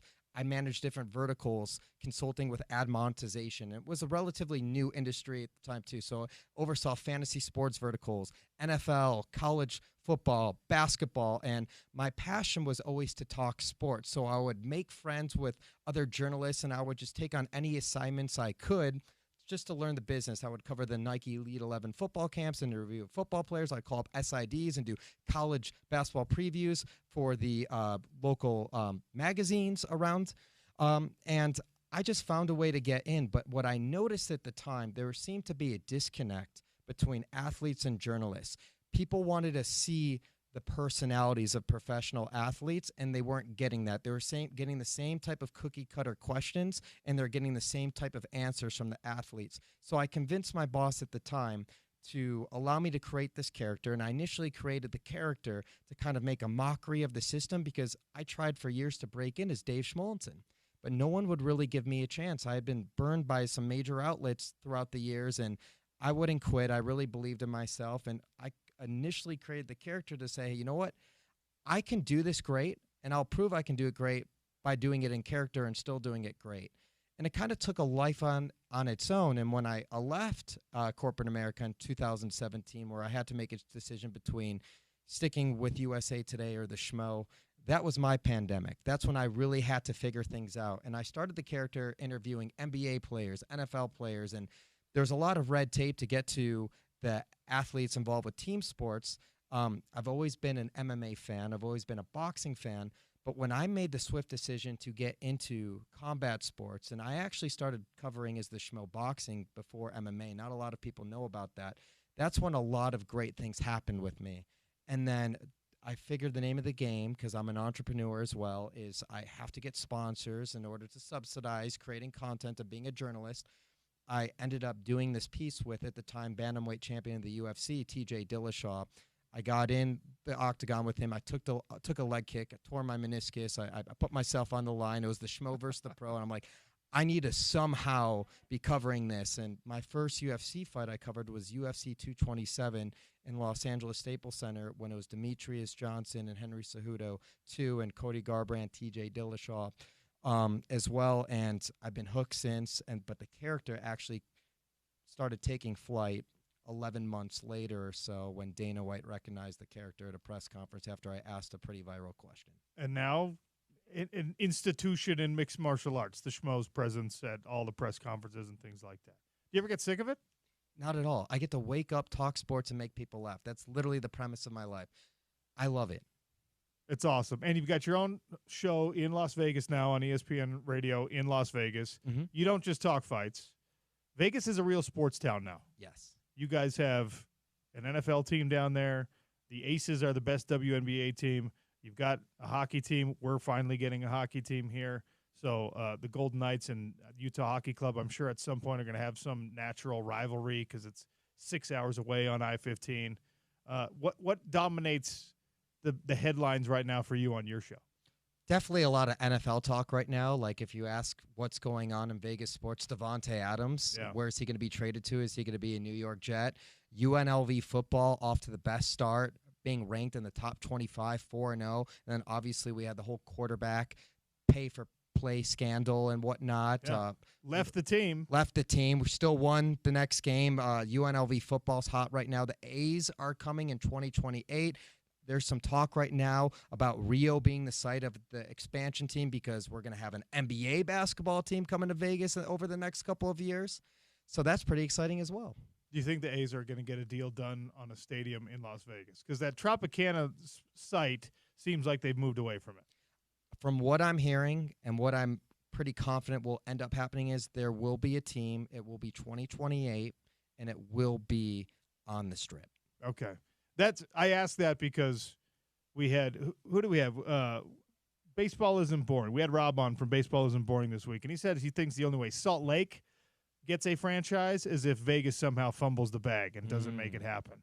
So we're kind of rooting for that here. But I suppose you can't root for that because you're a Vegas guy now. Either way works. I mean, the fact that Allegiant Stadium, there's an NFL team, like if you ask people 15, 20 years ago, would we ever see an NFL team in Las Vegas? Nobody would have seen what we see now. And just, I think Vegas is such a hotbed. I say on my show all the time, it's the fastest growing sports city in the world. We're able to host a few Pro Bowls, able to host the Super Bowl. Formula One is now a yearly thing too. They'll be here this fall as well. So there's so much action going on in Vegas. Plus, there's always sports conventions and things going on. The NBA Summer League, USA Basketball operates out of Vegas. There's always something to do. Well, congratulations on your success. It really is cool to see what you've created in this space, this niche that you have carved out for yourself. I'm always fascinated by how people get to where they want to be in life, and it seems like you're there. So thanks for joining me on the show today. I appreciate it. I appreciate the kind words. I appreciate the work you do. I mean, what's so great about you two is you fought, and you have a great perspective about fighting, and you're able to articulate that on the broadcast or PFL, and just homegrown talent. You're able to grow with it, and it's you yourself have been inspiring to watch from my position as well. Well, that's very nice of you to say. Again, thank you for joining me. If you're not already following the Schmo on the old social media, do it. It's at the Schmo 312, right? That's correct. Thanks for coming in. Thanks for having me. I promised all of you listening that we would be giving away some commemorative hockey pucks on the show today. Bob Ibach joins me from Nico Sports to talk about exactly that. Bob, welcome to the show. How are you? I am doing great, OC. I'm here in Chicago listening online to the show and heard the Schmo talking about Harry Carey. I was the PR director and assistant GM with the Cubs back in the 1980s, and I had to keep Harry somewhat sober and also available for daily broadcasting. Well, all of it coming together on the show here today. Let's talk about these commemorative pucks that you have created for the Utah Hockey Club, for everyone who's just all in, dialed in, so excited on our very own NHL franchise right here in Salt Lake. The season puck drops Tuesday night. Bob, how can we get a hold of these pucks? Well, this is really cool because we've only got 2,024 of these. I want to emphasize these are very limited. And I know when I was reading the other day, 11,000 season ticket holders bought tickets in just 4 hours. So I know these pucks are going to go really quick. And when I give out that phone number and website just a minute, you're probably going to want to do it sooner than later. What these are, it's a two-puck set to honor the Utah Hockey Club and their inaugural season coming up, first game on Tuesday against the Chicago Blackhawks. The price is just $79.95 for the set for both of them together. Each set will come with an individually numbered certificate of authenticity, so know that everything is fully licensed and approved. The top puck will feature an actual NHL game puck. It's an official puck. It'll have the Utah Hockey Club logo on there. The second puck has one side that lists the inaugural season with the logo, the first date of the first game, October the 8th, against the Blackhawks at the Delta Center. All that information is there. And then when you flip over the other side of that, we'll have the 2024-25 roster for the team, all the names of the players on that. So it really makes it historic. It'll never be done before. It's the first game. I know folks out there your way have waited for this game anxiously, and it's going to be terrific on Tuesday night. Here's how you can go ahead and order these, and I'd say do it quickly. You'll get them in plenty of time, probably by the beginning of December. Use it for a Christmas or holiday gift idea. You put it in the stocking, whatever. It's a great-looking set. Toll-free number is 1-800-345-2868. Again, that's 800-345-2868. And OC, we've got the website. You can go. You can see it there. It's stunning. NICOsports.com. You spell it NIKCO sports.com. That's NIKCO sports.com. And again, that number, 1-800-345-2868. $79.95 will snag you both of the pucks together. And like I said, there's only 2,024 of these will ever be made. They're not selling anywhere else but here. If you want to win a set, text PUCK to 33986. Puck to 33986. That's P-U-C-K to 33986. Bob, thanks for joining me. Appreciate you. Hey, OC, it's always great to talk to you. Have a great day and a good weekend, okay? Bob Ibach at Nikco Sports, Nikco Sports. Commemorative hockey pucks to launch this season. Only 2,024 of them are going to be made. Puck to 33986 for your chance to win. Plenty more to get to on the Sean O'Connell Show. It's ESPN 700.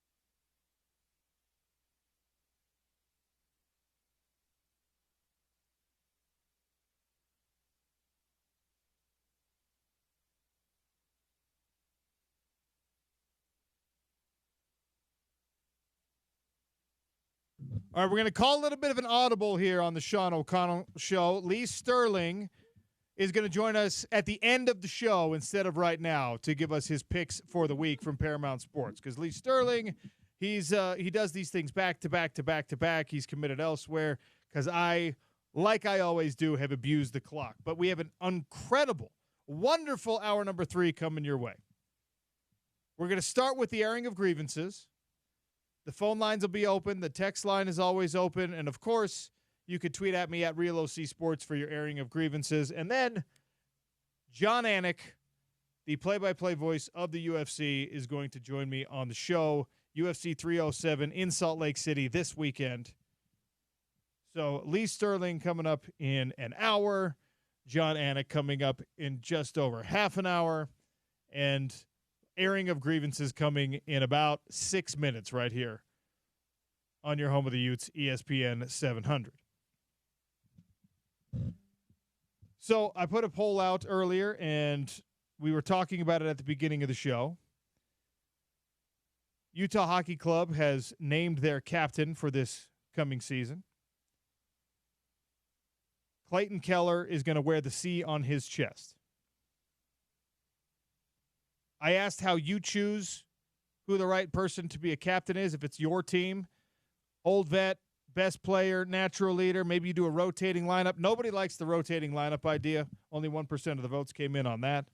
The natural leader, I wish I could find a better way to say it that fits in the 24 characters you have as an answer on a Twitter poll, because that's leading the witness. Of course, everyone's going to say natural leader. The best player didn't get a lot of votes. 12% of the votes came in on the best player. So not just ability bias. It's not just about how good a guy is. It's about, do you want to follow that individual? I guess no surprise there. Clayton Keller has a lot of the traits that they were looking for the Utah Hockey Club. Puck drops on the season against the Chicago Blackhawks. on Tuesday night. I'm very excited. Are you going, James? You got the credential, right? Yeah. We've got all our credentials lined up here in the station. I will be there that night. Okay. And anyone else from the station, I think Jordan Bianucci, who's the Valley Sports Talk producer, will be there. OC, you can go if you've got the time too. Well, because I'm we've going all as got a the fan. credentials. I'm going as Oh, a you're fan. going as the fan. That's right. You got your season tickets that night. Yes. So I'm going as a fan, and then we'll talk about it like we're pretend journalists the day after. But what an exciting time in Salt Lake City. An exciting time not just in Salt Lake City, for sports in general in the state of Utah, because not just starting your professional hockey journey, NHL journey, as a Utah sports fan next week, but also the PGA Tour is returning to Utah next week with the Black Desert Championship. Patrick Manning joins us to talk about it. Patrick, welcome to the show. How are you? I'm doing great. How are you guys? Thanks Doing for all having right. me. Yeah, appreciate you giving us some time here on a Friday. 60 years it's been since the PGA was in the state of Utah. How big a moment is it that we get PGA golf again down in St. George? Well, I mean, of course, I think it's huge. The reason we lured the PGA Tour to Black Desert Resort is I know that we've been trying as a state to get the PGA Tour here for a couple decades, and we wanted to pitch in our help and make it happen, do it for the state. Well, I wish I could show you I got a group text thread with all my old high school buddies, and the amount of them that are excited about heading down to this event. They're all golfers, way bigger golfers than I am. I'm not the biggest golfer you're going to find, but all of them are just absolutely amped up about this event. How have the ticket sales been? Are there still tickets available for folks who want to get down there? Sure. So we have basically two different types of tickets: general admission and then VIP elevated hospitality tickets. For the general admission, we are sold out on Friday and Saturday. We are nearly, very, very close to sold out on Sunday.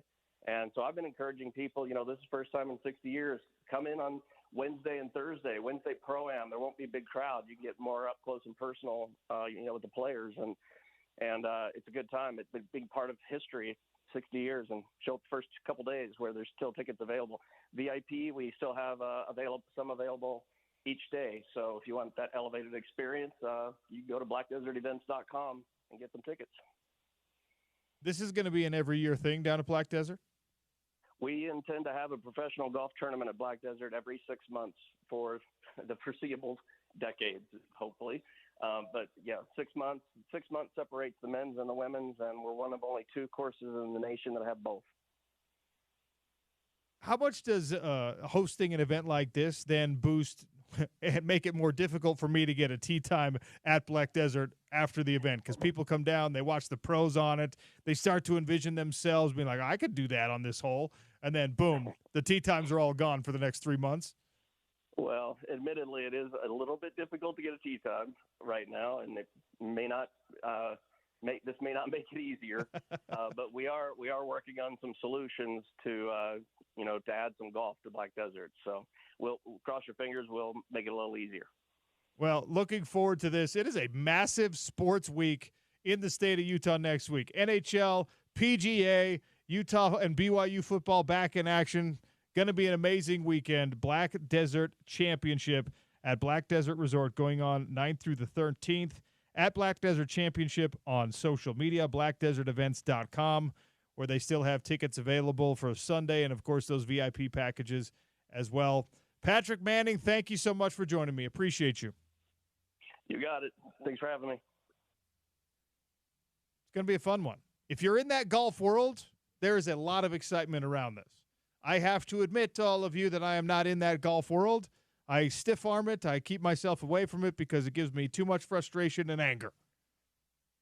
Yeah, I'm the same, and it's kind of weird having grown up in St. George because that's kind of a golf mecca in the state, and people that I grew up with, like almost all of them, are huge golfers. But I'm kind of the same. But I do like to watch a little on TV. I don't watch the non-majors that much, but this one I'm certainly going to be tuning in because it's in Utah. I mean, like what, the 60s was the last time they had a tournament in Utah? Like, this is historic. BlackDesertEvents.com. Go check it out. All right, the airing of grievances is coming next. Unburden yourself for the weekend. Get it all off your chest. 877-353-0700 at Real OC Sports. And then at 1:30, John Anik, the play-by-play voice of the UFC. Give me your grievances next on the Sean O'Connell Show. It's ESPN 700.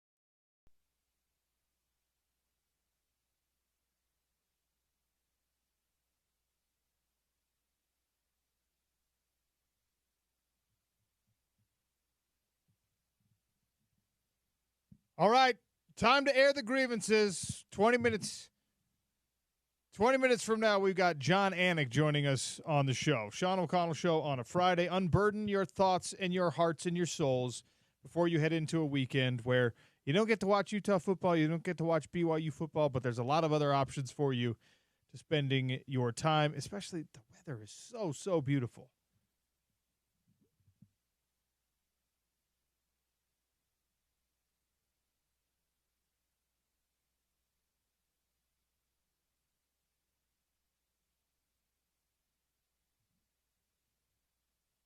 All right, I'm going to start with this grievance. I'm going to air a grievance against folks in the travel booking industry. All right? Now, you can book your own flights. If you work for a corporation, they always have someone who handles booking your flights, right, James? Like, I don't know. Did you when you had to travel down to the NHL draft, did you manage your own booking there? I did not. We had someone do that for me, yeah. Okay. Now, look, I realize that it's annoying to have to book tickets for somebody else. But the problem that I have with folks that are in that position is we now have all the information on the internet, right? I can look up a flight, I can see how much a flight costs, and then I can say, hey, would like this flight, this departure time, this whatever. And then when someone comes back and says, I'm actually not going to do that, I'm not going to book that. That flight is too expensive. The budget is this and that. And then you have to be like, no, I'm looking at it right now on the internet. I could buy myself this flight for far less than what you're talking about right now. These travel agents, if you want to call them that, or travel bookers or whatever. Travel coordinator. Coordinator, that's the right way to put it. The travel coordinator. The TC, like the OC and the DC. A travel coordinator pretending that you don't have it right in front of your face, James, is a grievance I have to air. I'm the only one who has this information. That's what I'm talking as about. TC. Like you're the gatekeeper of this secret information that is no longer secret. It's like, you'll have no idea how much I could sell you this 99-cent thing for. Well, you just told me it's 99 cents. Oh, darn it. That's what's going on here. I had the worst time dealing with my travel booking. It's a very first world problem to these most recent events that I'm calling fights for. I'm just like, what are you doing? And it makes it complicated that these are not in the United States. It's not that complicated. No, it's not that complicated. I'm just saying it's one of those things where you're just like, it's a more complex thing than a domestic flight, and I'm telling you what the best one is. Why don't you just go with it? Like, jeez. All right, here's a funny one coming in, 877-353-0700 for you to get your grievances off your chest. Grievance, host of a University of Utah-centric radio show, rambling for like an hour about how good their biggest rival is. We get it. You think they're better than you thought. Yep, you're right. This is the Sean O'Connell show, and if I want to tell you that BYU is going to be talked about for 40 minutes, that's what's going to happen. Are they talking about our show? Is that I don't know. It's got to be. They're not being. I'm just kidding. I started the whole show with BYU. It's fine. Hey, it's like I said yesterday. There's only so many ways you could say, like, I don't know how many different ways people want to hear, man, that thing against Arizona, that really sucked. Like, There's only so many ways you could phrase that. Okay? Yeah. Well, and it's like I said yesterday. Biggest rival or not, when they've earned respect and they're playing later this season, they're playing each other later this season in a month, and there's no Utah game to talk about, it's time to give the rival a little bit of flowers a little bit and to show, like I said, they earned that coverage, and they're going to earn a little bit more of they earned a little bit more of our coverage here, even on the home of the Utes, and we're going to talk even more BYU as the rivalry game gets closer. If BYU beats Arizona 6-0, then BYU will get 49% of the conversation that week because they'll be 6-0. 6-0. Anyway, and we'll wait and see. This is another grievance that I knew people were going to send our way, and if they didn't, one of us was going to have to air this grievance. 4611 says, grievance, speaking to the Utah fans hating on Cam Rising. Your negativity is cramping our style. I got a lot of problems with you people. That's verbatim from the text. Love it. Cam is injured, but he's our guy. He holds the best chance for our team's success, period. Thank you, Frank Costanza. Okay. I tried to do this the right way over the course of the week. Cam Rising doesn't have a cut on his finger. That's not what has kept him out. I don't want to give you information that I'm not supposed to give you. Cam Rising showed up at an autograph signing with the fingers splinted together, showing people that it's not a laceration, I think, that there's something beyond that. We knew that. We knew that, okay? There are people out there who think that Cam Rising was just like, he's got a little boo-boo on his hand, and that's why he's not playing. That is not the case. Now, if you're frustrated and you want to air your frustrations, you want to voice your frustrations, go ahead and do so. Feel free to do so. Frustration is a normal part of being a sports fan. Plenty of valid things to do that about around the Cam Rising situation too. Just unfair to say it's Cam Rising's fault. Your real frustration as a Utah fan right now is with the communication policy, yes, not with the fact that injuries exist. Okay? And I get it. It sucks that your starting quarterback has been hurt for 2 straight seasons now, or a season and a half. That is not what anybody wants. But your real frustration is with the lack of transparency. So if you want to air a grievance, not against Cam Rising, who does want to play. Kyle Whittingham made it very clear. I may or may not have heard from several different people that now the frustration is from the Cam Rising side of things, where people are like, people think I don't want to play. What did I have to do to prove myself to all these so-called fans? And look, I have some frustration because Cam Rising has now missed 2 of our Rising reports. He can come into this studio and he can tell you how badly he wants to play. I will give him the platform to do that. I'm happy to give him that platform. I'm not the type of guy that's going to hold his feet to the fire and be like, what's the injury? Because he can't tell me because his head coach tells him not to, right? So there's frustration all around, but your frustration is with communication. It is not with the guy. The guy wants to play, and he's injured. There's no incentive for him to not play. There isn't. We got to stop acting like he's soft, and that's why he's not playing. Like, we got to stop with those accusations, because the guy, I think, has proven time and time again he is not soft, and that if he can't play, he should have earned the benefit of the doubt that it's because he either physically can't, or maybe he's able to, and it's not all up to him. That's the other part of this OC. The head coach, the medical staff, they're the ones that ultimately determine, especially on the college level, if a guy plays or not. So he can be like, yeah, I'm ready. He can show that he's ready. And if the rest of those guys, those gatekeepers, if you will, are like, no, we don't feel like it's the right time to risk further injury, he might still sit out another week. Hopefully that's not the case, but that's another illustration of how it's not all on Cam here. I like that.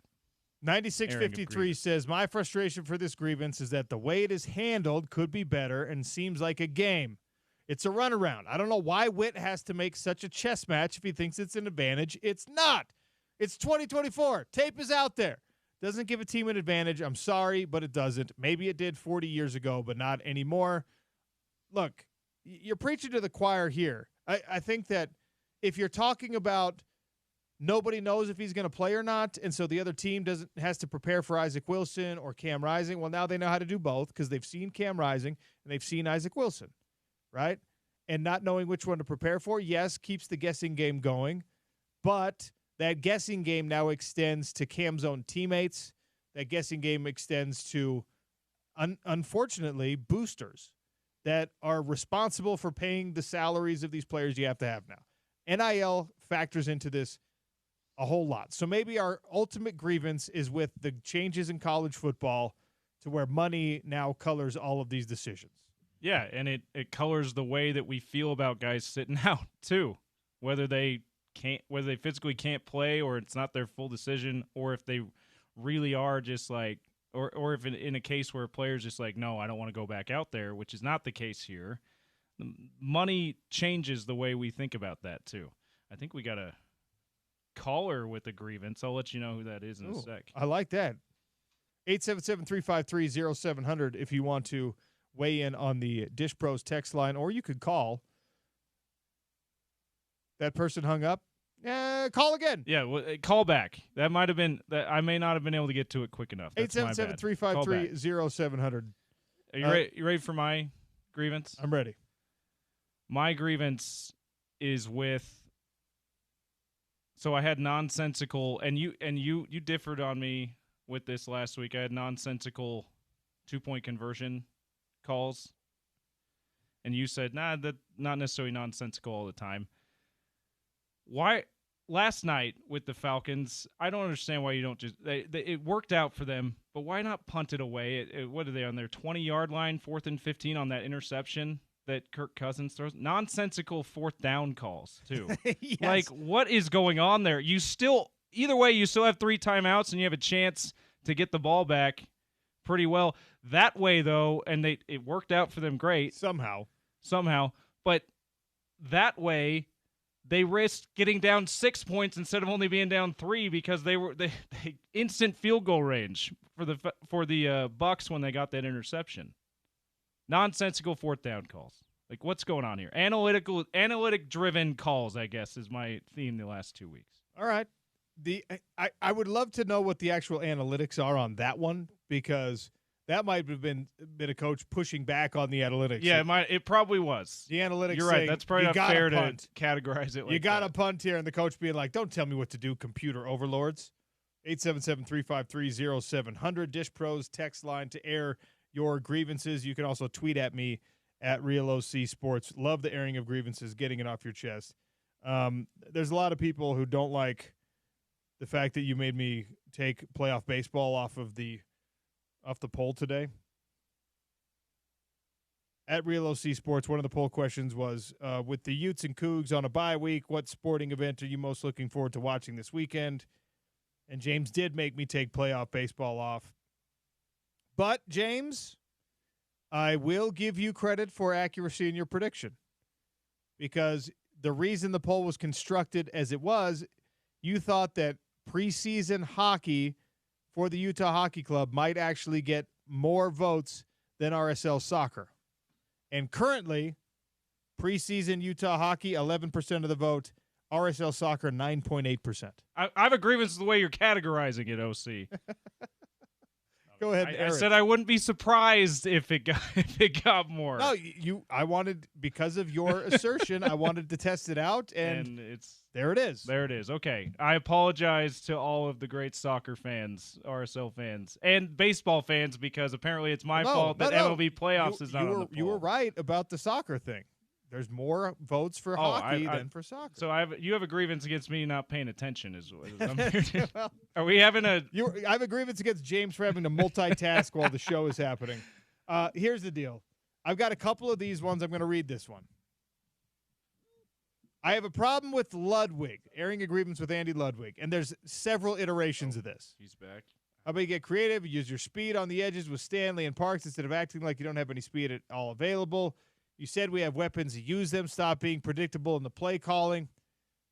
Okay, here's the thing. The red zone play calling, Kyle Whittingham told you it was an issue. You feel justified in saying it was an issue. I'm not going to dispute that with you. Play calling is always affected by execution. The grievance has to be shared equally with the offensive line not blocking for the predictable run call.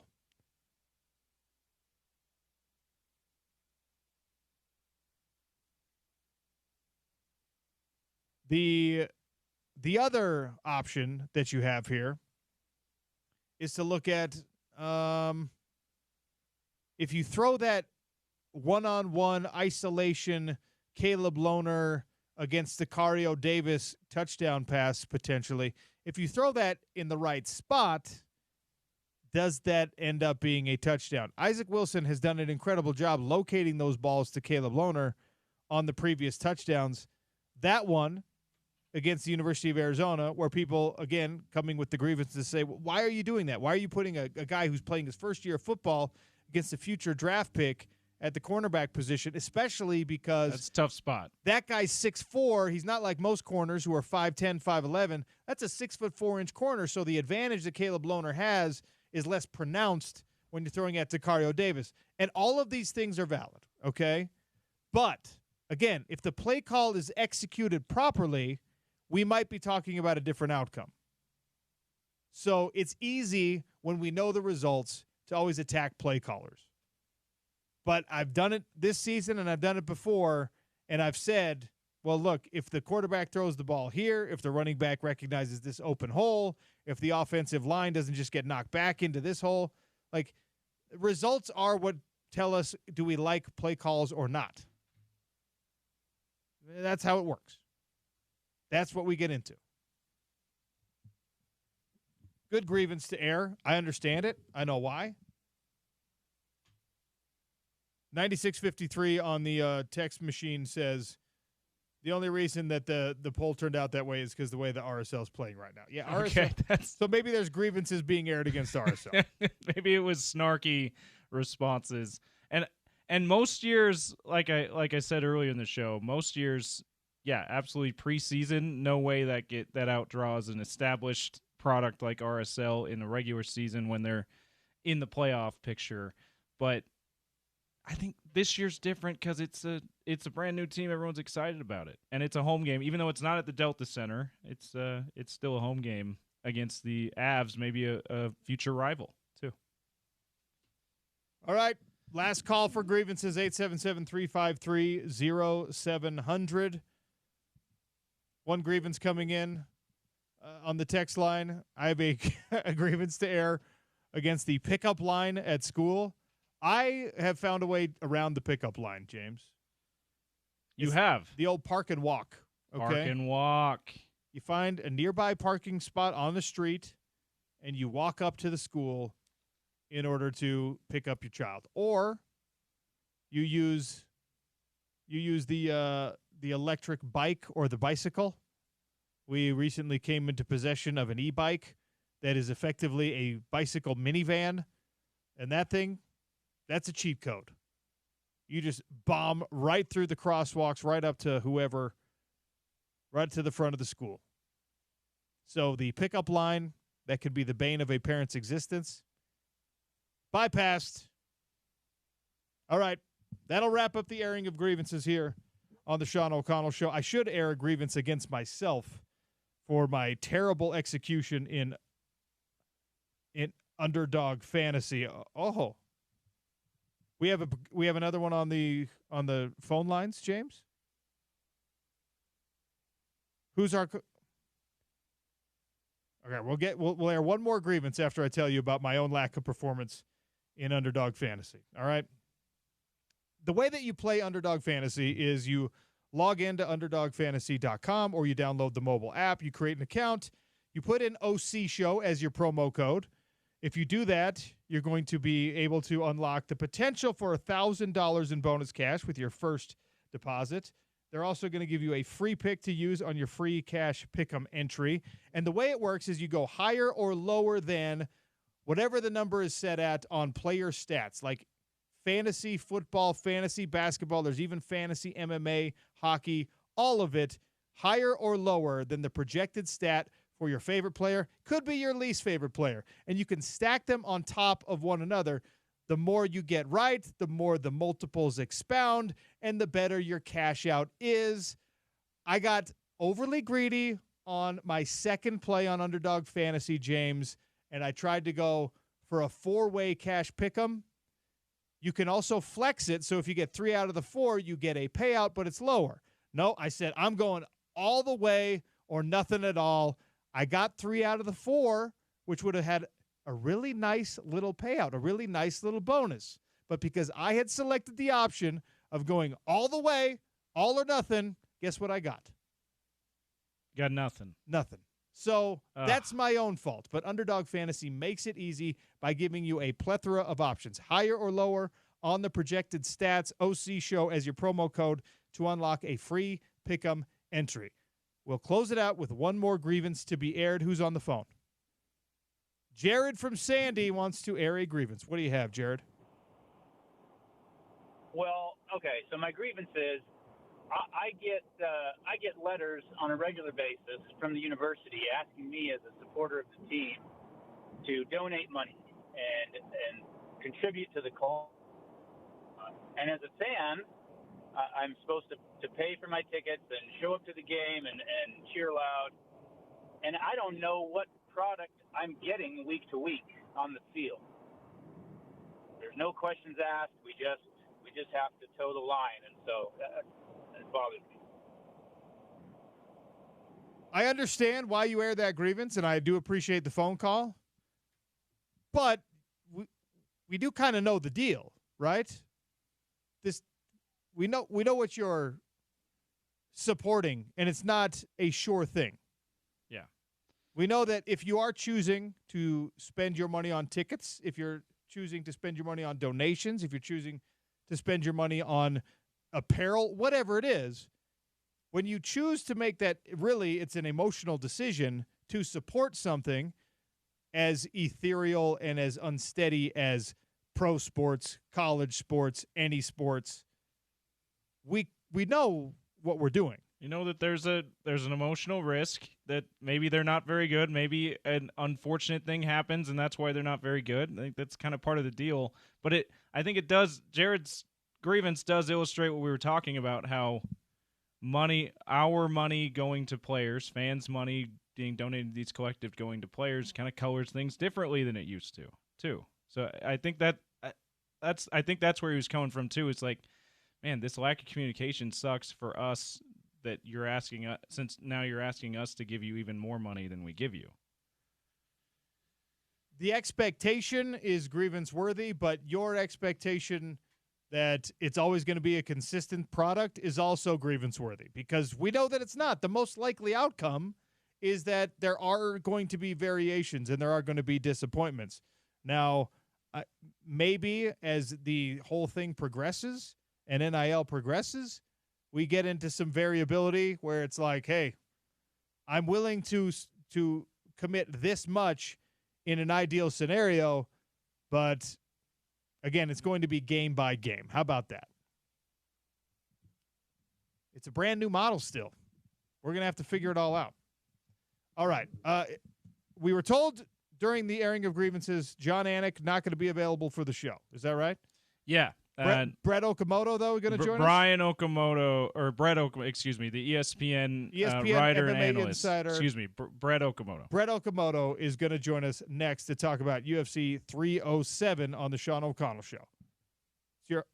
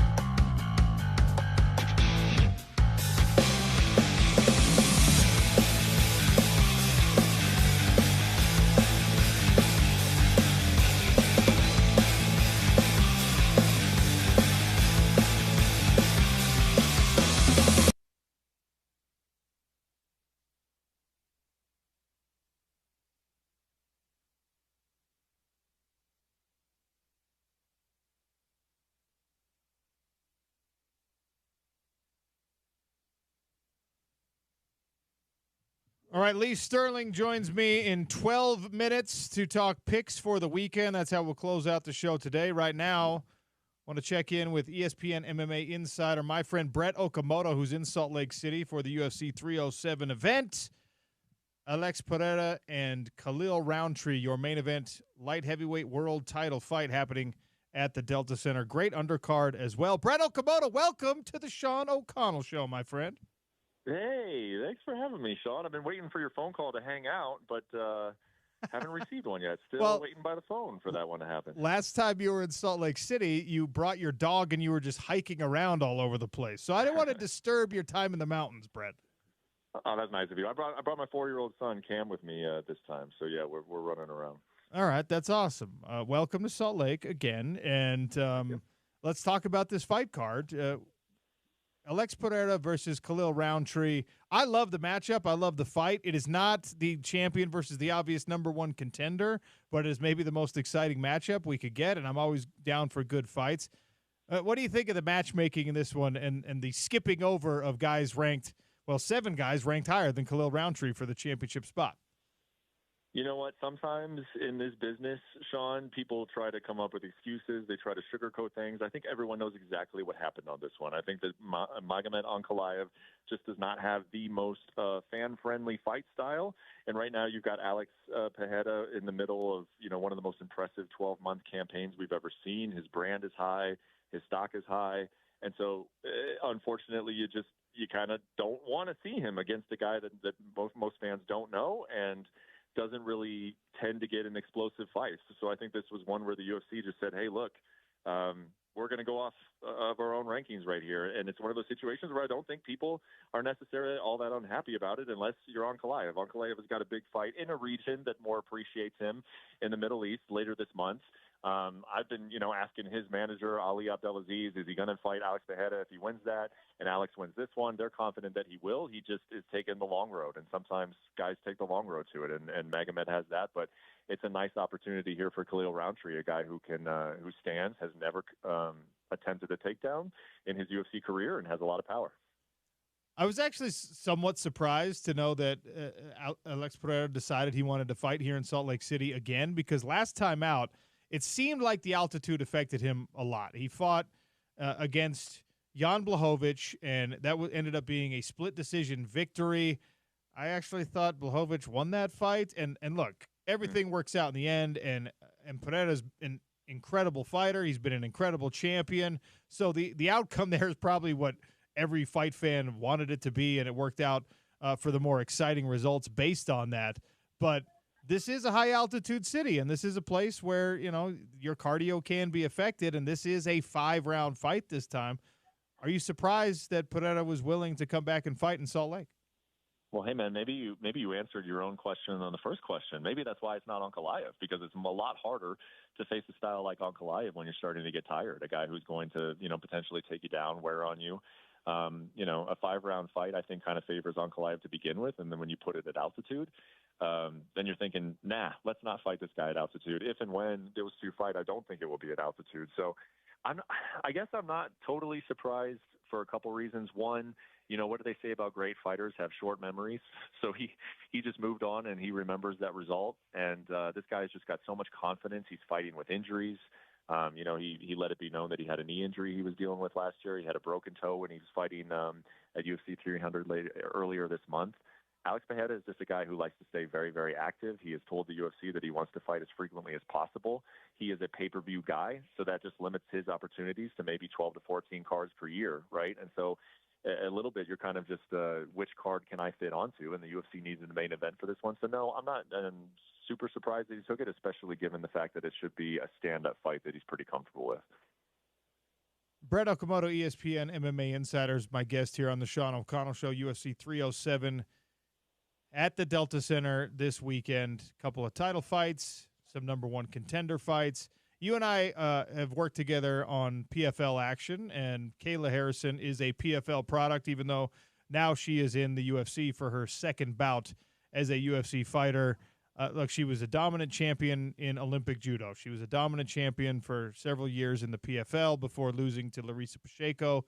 And I think she's on her way to being a dominant champion at 135 pounds in the UFC. Is there anything that's going to stand in her way between her and that UFC title? Man, I guess weight, right, Sean? I mean, cutting the weight is tough, and this is a woman who was all of those things you just mentioned, but it was at 155 pounds, She came into this sport saying that she wasn't going to cut weight, and she found out over time that you kind of have to. If you want the biggest opportunities, you want to face the biggest names, you've got to go down in weight. And so she has done it beautifully. She is a professional. She is, like you said, just a champion caliber athlete in every sense of the word. So she is doing it, but it does, you do wonder kind of sometimes how frequently can she do it. The difference between 136 pounds and 135 pounds when you got to cut down to championship weight. I mean, every single ounce matters. So that is really, I think, in my mind and a lot of other people's minds, going to be her greatest challenge is just consistently making that weight and feeling good at it, because it is a very, very big commitment from her. And, it's just a very, very tough thing. That's not to discredit any of the women she might face in the UFC, but yeah, stylistically, she's going to have an edge seemingly over every single one of these women. Now, is she going to feel her best at this weight when she's fighting it time and time again? That is, to me, I guess, the biggest question for Kayla Harrison. It's a valid one. We had her on the show during the Olympics and talked about the fact that when she was doing judo, she was competing at 172 pounds, and now she's 35 pounds lighter than that to weigh in for this fight, which is absolutely insane. Forgive this. This might be a boring question, but you're a real journalist, so you're one of the only people who might be able to answer it. This is the third pay-per-view event that Salt Lake City has got in 16 months or something like that. And aside from Las Vegas, nobody else in the world is getting this level of production, this level of, investment from UFC dropping 3 pay-per-view cards in that span of time. Do you know why Salt Lake City was chosen to be the host of so many of these big events? Well, you and I have had conversations, right, about just this city, wanting to spend money and bring attractions to it.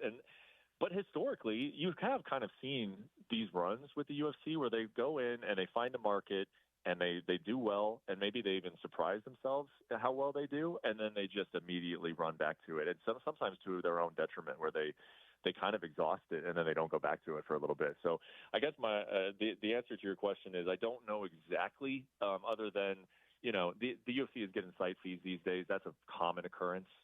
They are seen as a company that can attract people and get them into seats and sell a good ticket price. I mean, the UFC is on a crazy run of sellouts and gates ever since COVID, really. I mean, they seem to be breaking every venue's record at every event they put on.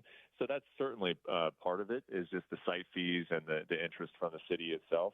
But also this has proven to be a great spot for the UFC. So I think that they're going to keep coming back until they kind of see maybe a little dip, and then you might not see them for a little bit, because that's historically, I can tell you, as someone who travels through a lot of these cards, you get to a situation where you're like, man, we're going back there again. We're going back there again. I mean, when they hit London, they went there 3 times in a matter of 7 months, I want to say.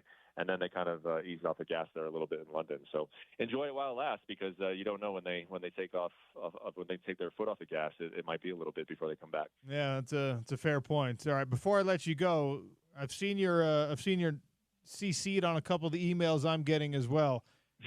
We're going to be together in Saudi Arabia for Battle of the Giants, right?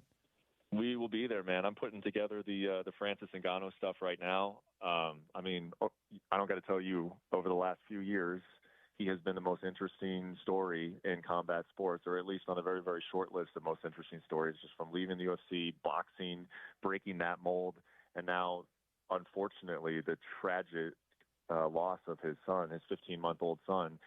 That guy has overcame a whole lot in his life, and he has stepped up to every challenge, and this one is unthinkable, man. So I've been honored to have some time around him and been in Africa, and I can't wait to see how he does. That's going to be a personal one, a human kind of interest one in Saudi in a couple weeks. Yeah, it's going to be wild.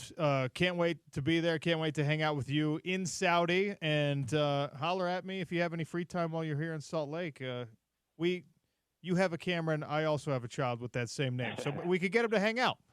Yeah, we could. We could get the cams together. That would be fun. Sounds good. Thanks, Brett.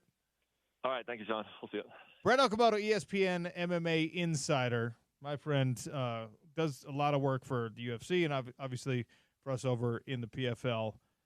So we'll be doing weigh-ins and fights together in Riyadh, Saudi Arabia on October 19th while all of you are watching Utah versus TCU at Rice-Eccles Stadium.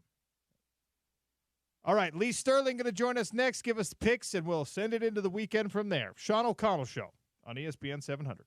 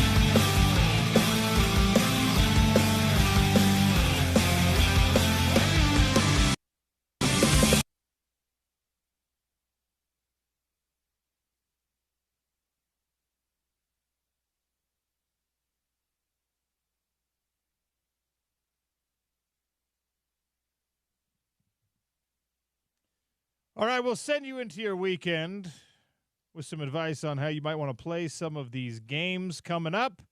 No Utah, no BYU, but a really weird and interesting one for Utah State as they take on one of the best individual players in the entire country, Ashton Jeanty and the Boise State Broncos. Just lots to look at here on the Sean O'Connell Show. Lee Sterling is the best in the business at handicapping these college football games, and he joins me now on the Sean O'Connell Show. Lee, how are you? Yeah, I'm good. Thanks for having me on. Let's talk a few fights also. I mean, how exciting is that?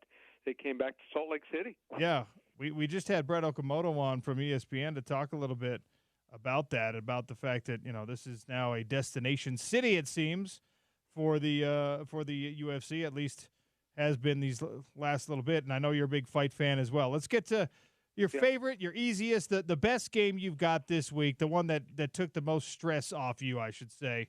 What was your easiest pick this week? Oh, it's Kansas State. I mean, we rate our games from 10 to 50 units. It was the first time we released a 45-unit game, and our Kansas State game was an easy winner. So that felt good. The game we had to sweat out the most was Alabama, up 28-0, and come back and to win it on that 75-yard touchdown pass to Ryan Williams was incredible, and that's why we keep coming back for more. All right, let's talk a little Big 12 action here. Both BYU and Utah have seen Baylor this year. Both those teams victorious over Baylor, and now Iowa State, highest-ranked team in the Big 12, 11-point favorites against the Bears. I think that people around Baylor thought that they were going to have a coach that was going to be in demand. Dave Aranda comes from a really good background as far as defense from LSU, but just not getting the job done. I mean, they don't scare anyone on defense. They can hang around for maybe a half. And then on offense, they just don't have any playmakers here. And they're going to face an Iowa State defense that will suffocate you with that 3-3-5 defense. They've only given up 7 points total the last 2 weeks. The Bears, get this, 6-15 against the spread in Big 12 play since 2022, already 0-3 straight up and against the spread this year. I like Iowa State here, 34-16. Iowa State probably right now the hottest team in the conference. All right, I want to save the Boise State, Utah State pick for last because that's the one with local interest here. So UNLV ranked in the top 25 for the first time in program history with a long-standing traditional regional rival in Syracuse this week, Lee. They are 6-point favorites, the Rebels. Yeah, Barrio's done a really good job putting together a defense. They've always had some offenses from time to time, but he's picked up a couple guys in the portal from Texas A&M, Arkansas, and those two starters from those two schools have really made a difference here. So they found a quarterback here in Williams that might have been better than the starter, able to push the ball down the field here. And Syracuse just doesn't have many playmakers for Kyle McCord at quarterback, who came over from Ohio State here. Sometimes you got to lay it if you want to play it. I like UNLV minus the 6.5. I think they win this game 35-20. All right, little NFL action here. Denver and Las Vegas. The Broncos are favorites. How do you play it? Yep. So the Raiders, it looks like, well, we know for sure Devontae Adams will not play in this game. I would say it's 60-40. Max Crosby is out, but the Raiders have owned the series. I mean, they've won and covered 10 of the last 11 games. Bo Nix, only one touchdown pass to 4 interceptions so far this year. And Vegas ran for 152 yards in the win last week here. Not going to be a barn burner, but the wrong team is favored. Vegas 13-12 over Denver. All right, Lee likes the upset for everyone's local favorite team, the Broncos, getting upset here. That's not going to make you overly popular. Although the Vegas Raiders, they're like secondary in this market at this point, probably. All right, your free play this week is the opponent for Utah after the bye week. Arizona State favorites over Kansas. Yep, game with, Big 12 implications here. Arizona State, I think, is going to still have a say in who wins it all. So you want to get this game for free, just call the number 800-400-9741. We will give you the game for free, 800-400-9741. And we don't call it October here, Sean. We call it Locktober.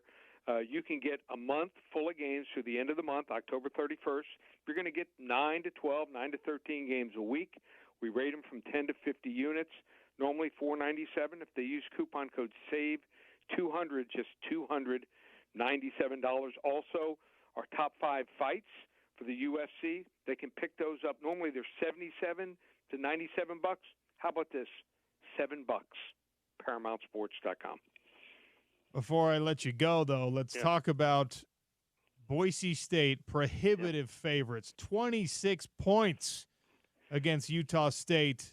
I alluded to it earlier in the conversation. Ashton Genty getting a little Heisman conversation. He could reach 1,000 yards on the season in this game, Lee. I mean, it's crazy. If you don't watch this kid, watch 2 runs from last week. Watch his run in the first series where he goes, I think, 75, 80 yards. And then a 9 or 10-yard touchdown run where he breaks 5 tackles. This kid is special. He could end up going in the first round. And we know how kids or running backs just are not picked first round almost ever anymore. But he's a difference maker. Madsen, their quarterback, making some good decisions here. I think they can also improve on their passing game. I think that's what they're going to work on. I think they're going to try to try to save Genty here for the game in a couple weeks against UNLV. Want to keep him fresh, but I still think it's going to be a blowout. I think Boise State's the right side here, 47-16. Ooh, boy, that's a big number, but Yep. Lee's still willing to play it. All right, and look, the UFC is in my hometown. You're a big fight fan. This is my favorite weight class, the one I fought in. It's a title fight, Alex Pereira and Khalil Roundtree. It's not the obvious title matchup. It's the one that's going to be the most fun. All due respect to Magomed Ankalaev, who's waiting in the wings.